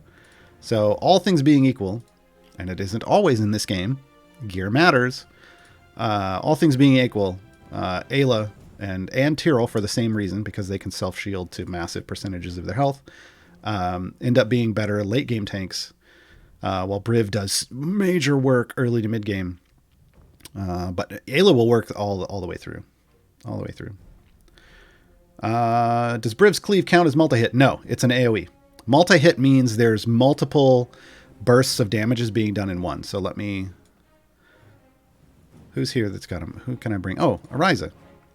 Ariza's Scorching Rays. She summons rays of fire and hurls them at multiple random targets. So if she comes out, you're going to see that she's throwing out multiple beams. See how she puts out 4 at this point? Those are 4 separate attacks, each of them doing her damage. So they can hit, if they're hitting an armored target or a multi-hit target, they're going to take 4 chunks off. Armored, if she meets the threshold, they're going to take 4 armored chunks off. Whereas an AoE is just going to hit that target and then do damage to lots of things around it, but it's only one attack. It's only one attack. Let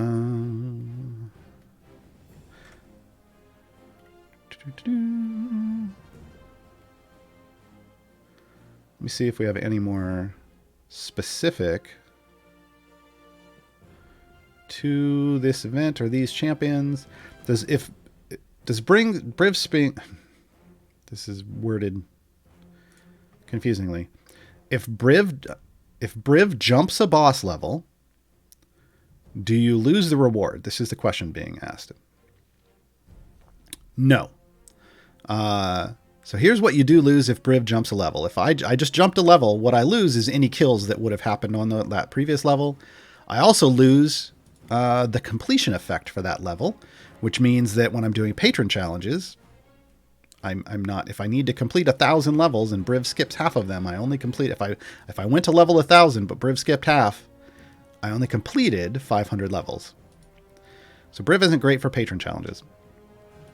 However, when he skips bosses, specifically, whatever is in that boss bag, the bag that drops when you kill a boss, you collect. So that can be any chests that got dropped, all the gems that got dropped, any collectibles that got dropped, like Nova and Black Viper have collectibles that come off bosses. You get those. That's fine.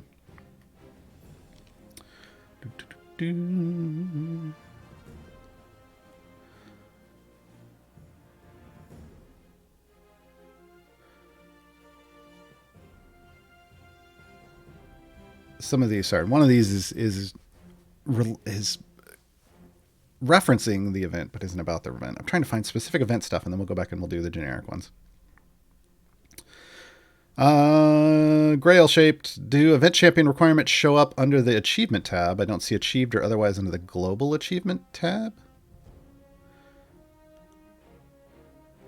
I'm not sure what that question's asking.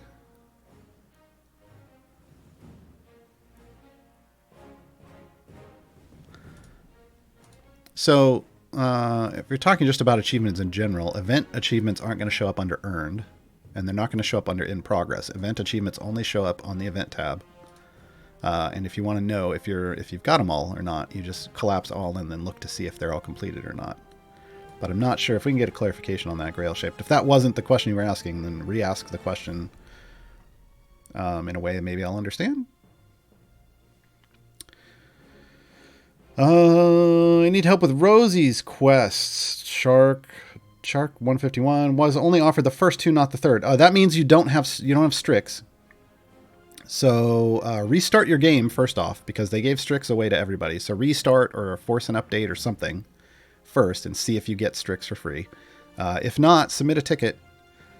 If after you do that first. If after you do that you still don't have Strix, submit a ticket.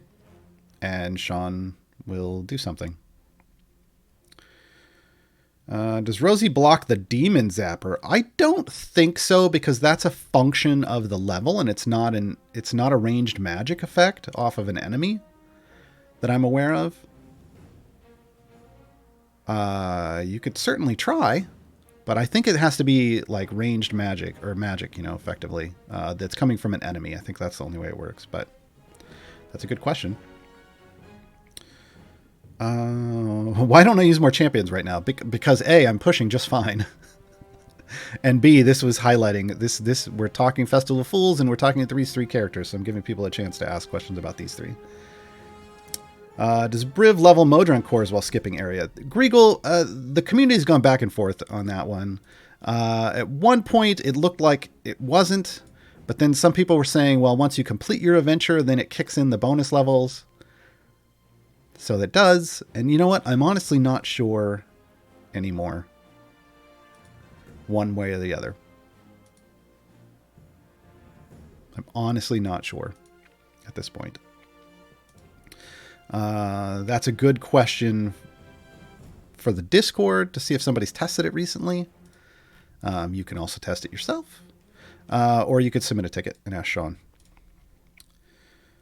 Okay, I'm going to go back. We're doing all general questions now. Yeah, we got time. I'm not in a rush. I am in a rush. What 3 champions would you put in the front row of your Avernus formation if you were to try and push as far as possible? A Honky Tonk Hero, because I have kind of a high power account. I would use Ayla and Tyrell as my tanks, and I would use Turiel as my not a tank in the front row, because Turiel's in your slot 1. He's right here. He effectively removes that tank slot. He goes, nope, nothing to see here, and moves all the enemies over to the other tanks. It's Kawai Neko-san? Considering you have all the champions, who are the best usable DPSs for each patron variant?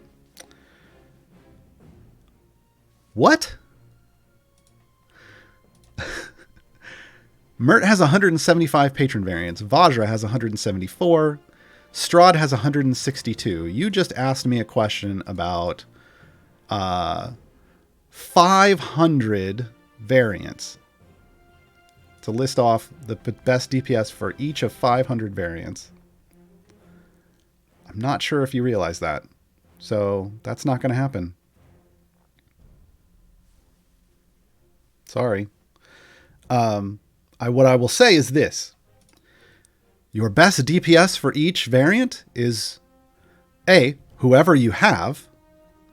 If you only have one, that's your best. Or B, the best of whoever you have. And the way you find that out is to attempt the variant and use it and play it and see what happens. I would say learn how to build. If you have to ask that question, I would say maybe you don't know how to build a formation. Or how to compare champions at your wall to see what's good and what's bad at your wall. Learn how to do those things. There's a guide to formation building that I did. There's also a video about it. But yeah, that's not, no one's going to be able to just list off every best DPS for all 500 variants. Juvenile Heart Attack. I may have missed something, but what's your beef with Delana? It's a long-standing meme. And I'll explain it real quick. When the game first came out, the very first swap the game offered was Hitch. Hitch, everybody, if you want Hitch, you go to your newsletter, you hit the menu, you go to your newsletter, you sign up for the newsletter, and you get Hitch right away. And where does Hitch drop? Hitch drops with, right here, with Delana. So because Delana so the game works around you having one primary DPS in your formation, just one. And everyone else is either a tank soaking up damage or a support buffing that DPS. That's just how the game works. That means you only need one pure DPS in your formation. And when you start off, Jarlaxle is your first DPS, effectively. Adding Delana in when you get there doesn't give you anything, but because Delana is a pure DPS and offers nothing to your party. And then if you leave Delana with Jarlaxle just is there to give you a little more gold, and that's not super useful. I mean, it is if that's all you've got. But when you can swap in Hitch is a support who buffs Jarlaxle. So that made Delana never used, because why would you ever want to use anyone other than Hitch? And when the game first came out, Hitch was also a DPS. He still is. Yeah, but he had a DPS tag back then, but he's still a DPS. So Delana just had no point in a formation, and the meme for years was, who's Delana? Because once you got Hitch, you never use Delana again. She is better now. She needed specific people to support her, and those champions have shown up in the game. But early on, they just weren't there. Arcaniner, how does he put familiars on the battlefield like that? F for placing familiars. If you're on PC, holding down F makes all the little white boxes appear. It also tells you what all the little white boxes do, and you can place things and remove them real quick. I need to get Grant out here. Let's remove this one. Grant is the charity familiar, folks. Right now, go pick up Grant, $10. The net proceeds go to the Grant Imahara Steam Foundation. Grant the Baby Blue Dragon was named after Grant Imahara. What happened to the B team? Half B. I mean, if you have Strix and Rosie out, effectively you have it here. Hold on. Let's get Strix and Rosie. Man, there's the B team. Dobob, when a character on the character sheet has 16 strength plus 3, is that 16 total or is that 19? So this is a D&D holdover. They did this just to make this look like a D&D stat sheet. The plus 2, this doesn't get added to 14. This is your bonus by being 14. So if you look at when you're a 10, you're a 0. If you're below 10, like if you were a 9 or an 8, you'd be a -1. For every 2 off of 10 that you go, either plus or minus, you get a plus or -1 as a bonus. So 14 is a +2, 13 is a +1, 18 is a +4.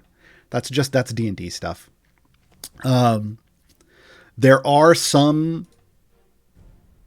specific cases of bosses and things that will make you roll a saving throw, and that factors in there. But for the most part, it's not anything above. It's not adding this plus to this. It's not 14 plus 2. It's 14 is your wisdom score, but that gives you a +2 modifier for ability checks, saving throws, or whatever. That's my understanding. I recently started the game. Do you recommend to use gems on getting gold chests? Lunar Saber, or to save them for later after unlocking more heroes? No. Just spin gems. Spin gems. Spin gems. Everybody spin gems. Spin your gems. There is a visual aid. The first thing you want to buy right away is the Mage Hand Familiar for 250 gems. After that, for about a week or so of play, you're gonna buy silver chests until you have at least all green gear. I say a week or so because you're aiming for green gear on all of your core and evergreens. After that, you buy gold chests. And after that, you make your own decisions, because by then you'll know. Does Briv lose his steel bag stacks? Oh, we did that one already. Yes, he does. On reset. On what channel does Heroes of the Plains take place? That's the Demiplane RPG channel. So twitch.tv/Demiplane RPG. That is now where Heroes of the Plains resides. Mr. Paul Jones, when you say over-level the character, what do you mean by that? So basically that means compared to right now, these characters are over-leveled compared to the enemies on the screen, because I am super high up in my levels. I've thrown lots of gold at them, and they can tank these enemies and do the damages. We're getting to the point where, I mean, this is 3. I've only got technically 3 champions out here doing anything. Strix is here, but she's not contributing, and I'm already at level 330. That means I've really over-leveled my champions compared to the what's going on the field. So over-leveling means having lots of favor, which means earning lots of gold, which means you can get them to a higher power curve than you normally would, and you're not just eking by each level, you're just blowing through it. So if I were to fill out this whole formation, we'd destroy this thing in one hit. We'd destroy it in one hit, which means I'm over-leveled. Where can you see the change list of the game so I can see all the changes? There's one right down here in the bottom right, changelog. Boom. It doesn't show everything. It's going to show recent changes, but even then it doesn't show everything. So there is nowhere to see everything. It also loads, those changelogs load up in the Discord. There are channels for that. How do you get more gold to drop so early? Favor. Your favor is a multiplier on your gold find. So right here I have Lyra's favor. I have E32. That's a lot. E32 favor. My goal is E40 or higher for events. But yeah, I have lots of power, so I can get up there. So that means that favor comes in, and now I've got E36 gold find. So yeah, I get lots of gold. Have you made a video with tips for beginners before? Hi, welcome to Gaarawarr's Guide. These videos, you can either find them in the Twitch VODs down below, or you can find them on the CNE YouTube channel. I don't think all of them are on the YouTube yet, but there's a lot of them. There's like 15 plus. So look for the Gaarawarr's guide. Those are these specific thing to specific topics. I also do a show on Fridays, Gaarawarr's Guide to Everything Adult Champions, where people just ask lots of questions. So if you're a new player and you have lots of questions, like this portion of the Q&A, but it's for 2 hours. And that's all we do is answer questions. And as somebody linked, hammered home, thank you. I have a Reddit wiki page with all the guides. Am I close to 100 guides? I feel like I'm close to 100 guides. There's now 75 champions, and each of them has a guide, or 76, somewhere around there. So it's got to be, I'm in the 80s. We're getting close to 90 guides. Yeah. Most of them are updated. Most of them are current. All the new player stuff should be pretty current. I need to update the consumables one because they added those week-long consumables, but that's it. Is there any slot 3 support? Yeah. Gromma. Gromma's a slot 3 support. Spurt's a slot 3 support. Omen's a slot 3 support. Who, in your opinion, is the best and most flexible one? I like Gromma. I like Gromma a lot. Spurt is also great, though. So you can either go Tortle or Kobold. And they're real good. But Gromma's great because she's a debuffer. So she works even into the current in-game meta, which has a lot to do with debuffing. Gromma's great.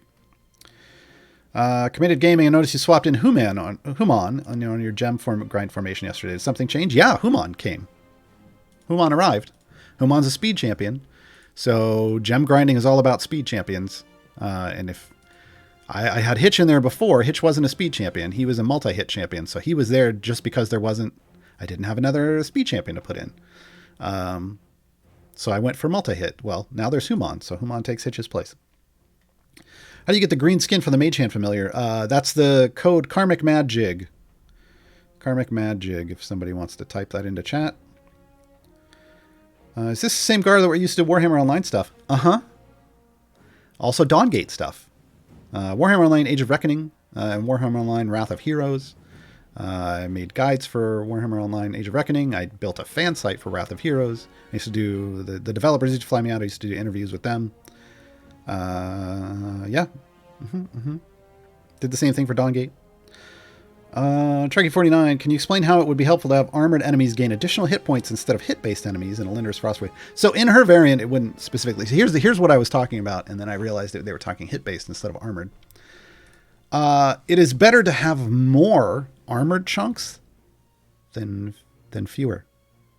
I know that seems counterintuitive, but it is, and here's why.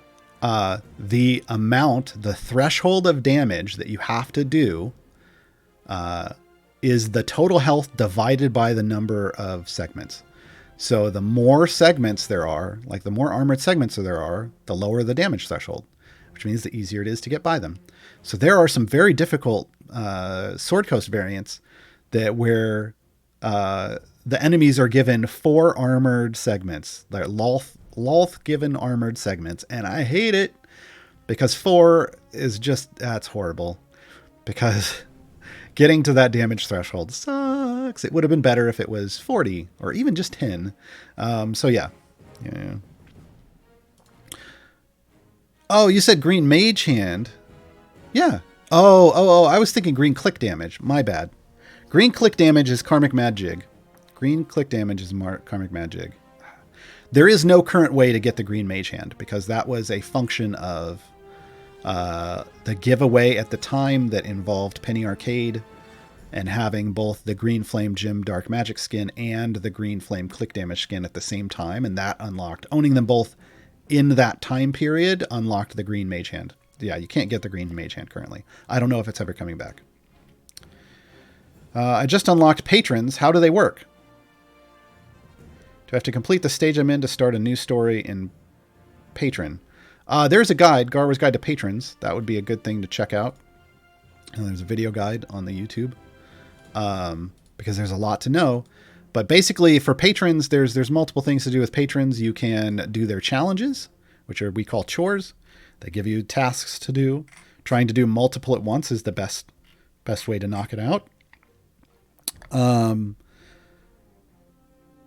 But ultimately, you have to go do variants, patron variants.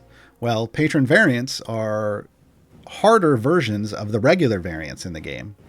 So you have to have completed lots of variants, and you have to have the power to complete the harder version with the patron, because each patron has a restriction. But the patrons are also going to make you complete a higher level than you did on the base version. So yeah, I would check out the guide. That's going to give you the information you need. Who's that next to Horizon in slot 12? That's Melf. That's Pirate Melf, though. That's Melf in his pirate skin. So that's Luke Gygax's character. Melf of Minute Meteor fame and Acid Arrow fame. How are Strix's haunted stacks calculated? Letting the party die 4 times on a boss gave no change in the damage number. But the buff showed 4,000.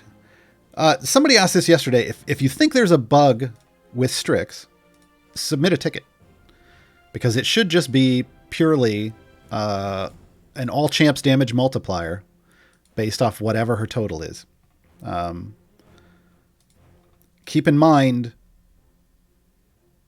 when you're like really high level, you're going to need really high numbers of death stacks to really change the damage.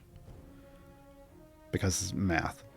Because outrageous numbers need outrageous bonuses to make it feel like there's a lot of change. But yeah, if you think there's a problem, submit a ticket. Because that seems to be, getting that question 2 days in a row makes me think that there's a problem, and yeah, I don't know. I can't check the code. Are there any specializations you will never choose? Sure. Are the champions you think need their specializations changed? Yes. There's 75 champions. So, I don't have time to go through all of those. But yes. Yes and yes. Can you use Strix's specializations to explain how to determine which spec to use her for her different roles? I'm still struggling with how to choose specs for my champions. Okay. So with Strix specifically, if you're DPS Strix, you're going Anxious Fireballs, because that increases her base attack cooldown, but increases her damage. Honestly, though, maybe you're not. I think because of the way Bud works, this may not be the best. But if you just want the highest punch, bang for your buck, Anxious Fireballs, right? If you just want general usage, debuff, Smelly Lunch. Because it's the poor hygiene, so that's the things that get close to Strix die faster. This is general usage. Echoes of the Past is what buffs Haunted. So this you only use if you're going to spend the time to kill your characters off lots and lots and lots and lots, and it's working, which, I mean, it was before. I don't know why it wouldn't be now, but who knows. This requires putting in lots of work because you have to get lots and lots and lots and lots of death stacks. So this is manual play. This is generic play. And this is if you just want the most bang for your buck for her to hit real hard just with an attack, and maybe... Because remember, not all bosses are going to get close enough to apply Smelly Lunch to. So I tend to go Anxious Fireball for bosses. But if she's just in there for support, I'm going Smelly Lunch. I don't usually want to spend the time to build up tons of death stacks. That's me. That's how you need to make your decisions. Like, you look at them and you try to figure out, what are they buffing? What are they giving you a bonus to, and how does that apply to this situation? Are there any other variants where I can get a free skin? Yeah, sure. There are a handful of event variants that offer skins. I don't know what they are off the top of my head. Is it worth grinding the event when I haven't finished the main campaigns? Yes. The events are always your priority because they're limited time only. And that's how you get power in the game. You get new champions, you get more power. So you want to get those events. Get the event stuff done. You should pull up the equipment champs for the 3 champs you are running. I mean, here's their stuff. I've had them a while, so they've got lots of numbers, right? I don't know what you're looking for here. Right? And then Alindra's just all in blues. So she's going to have super low numbers. I don't know what you want. If there's something specific you're looking for, ask. Where exactly is the newsletter? Right there. Should be. If you're on a platform that's different, the newsletter should show up somewhere in the menu. This is PC. I don't know other platforms.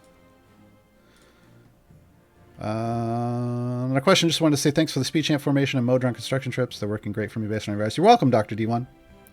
Yeah, there's a Modron flow video that helps you maximize your flow. And then we just did speed champions last. So if you're not familiar with speed champions, go check out last week's episode in the Twitch VODs. Is there a specific guide for just the different boss enemy types and what's needed to beat them?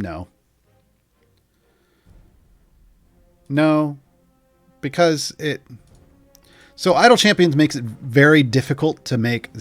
I just said in my history, I've made a couple hundred guides for this game. So I feel like I'm experienced in saying what I'm about to say.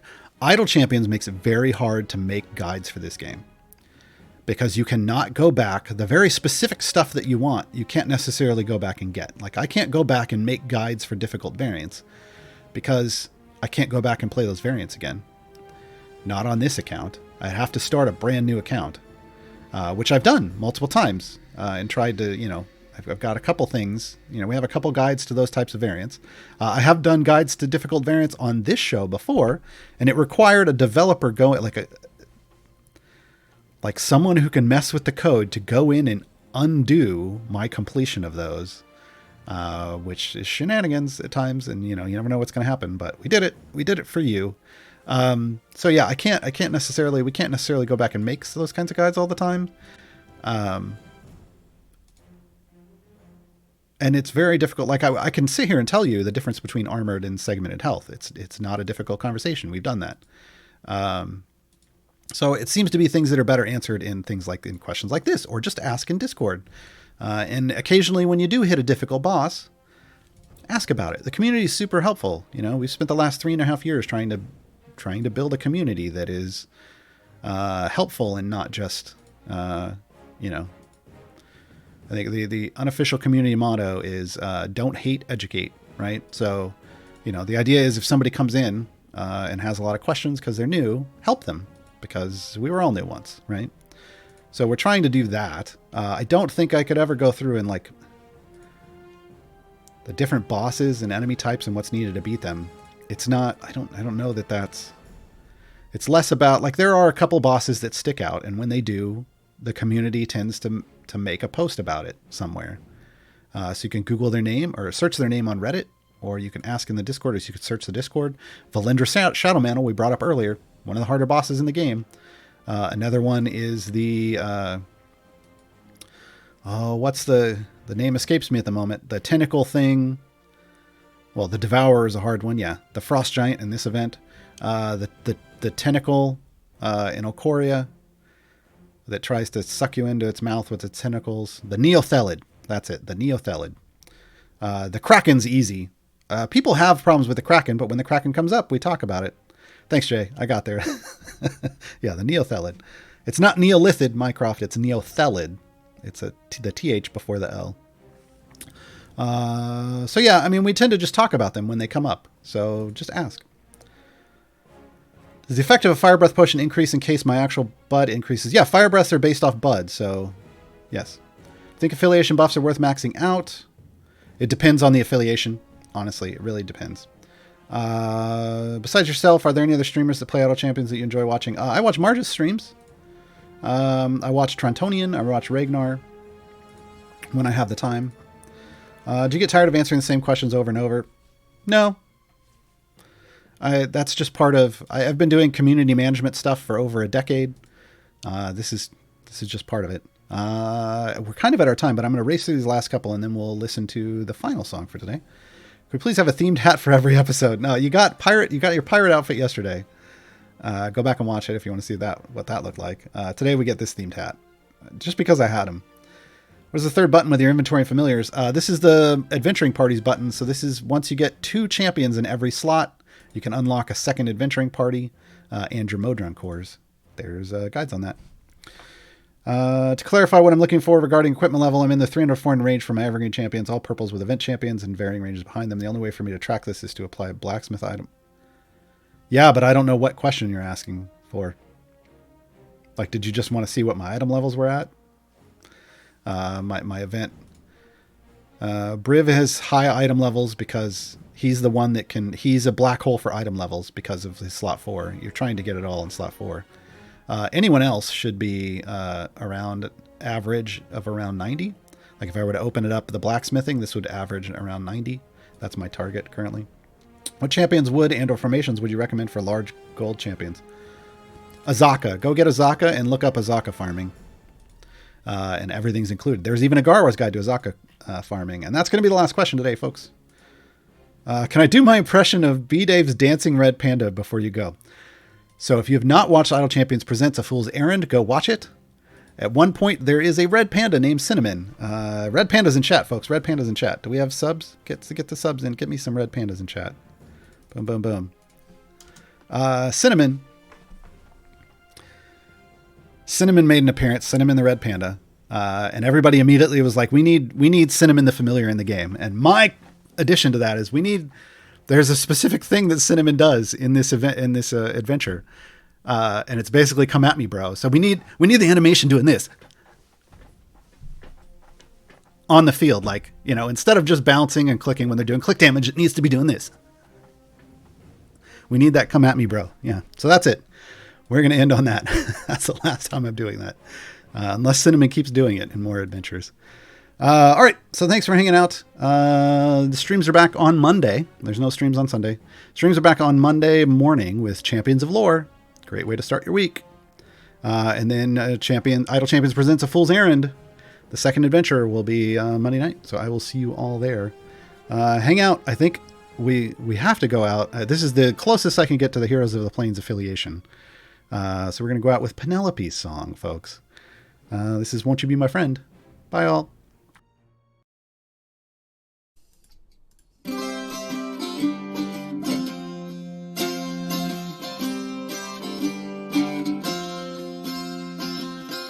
Won't you be my friend? One without a fear. I've got a hand to lend. We'll be smiling through the air. They call me a half-pint sprout, but I want you to know, my friends say there is no doubt that I'm a whole hero. My love for adventure, second to none. So if you come along with me, we'll have lots of fun. Won't you be my friend? One without a fear. I've got a hand to lend. We'll be smiling through the air. Remember when things get dark, I can be your light. When you're ready to disembark, be there to fight. I'm going to mold the earth just to give you a hug. When there's a storm outside, we'll be snug as a bug. Won't you be my friend? One without a fear. I've got a hand to lend. We'll be smiling through the air. Our friendship is strong.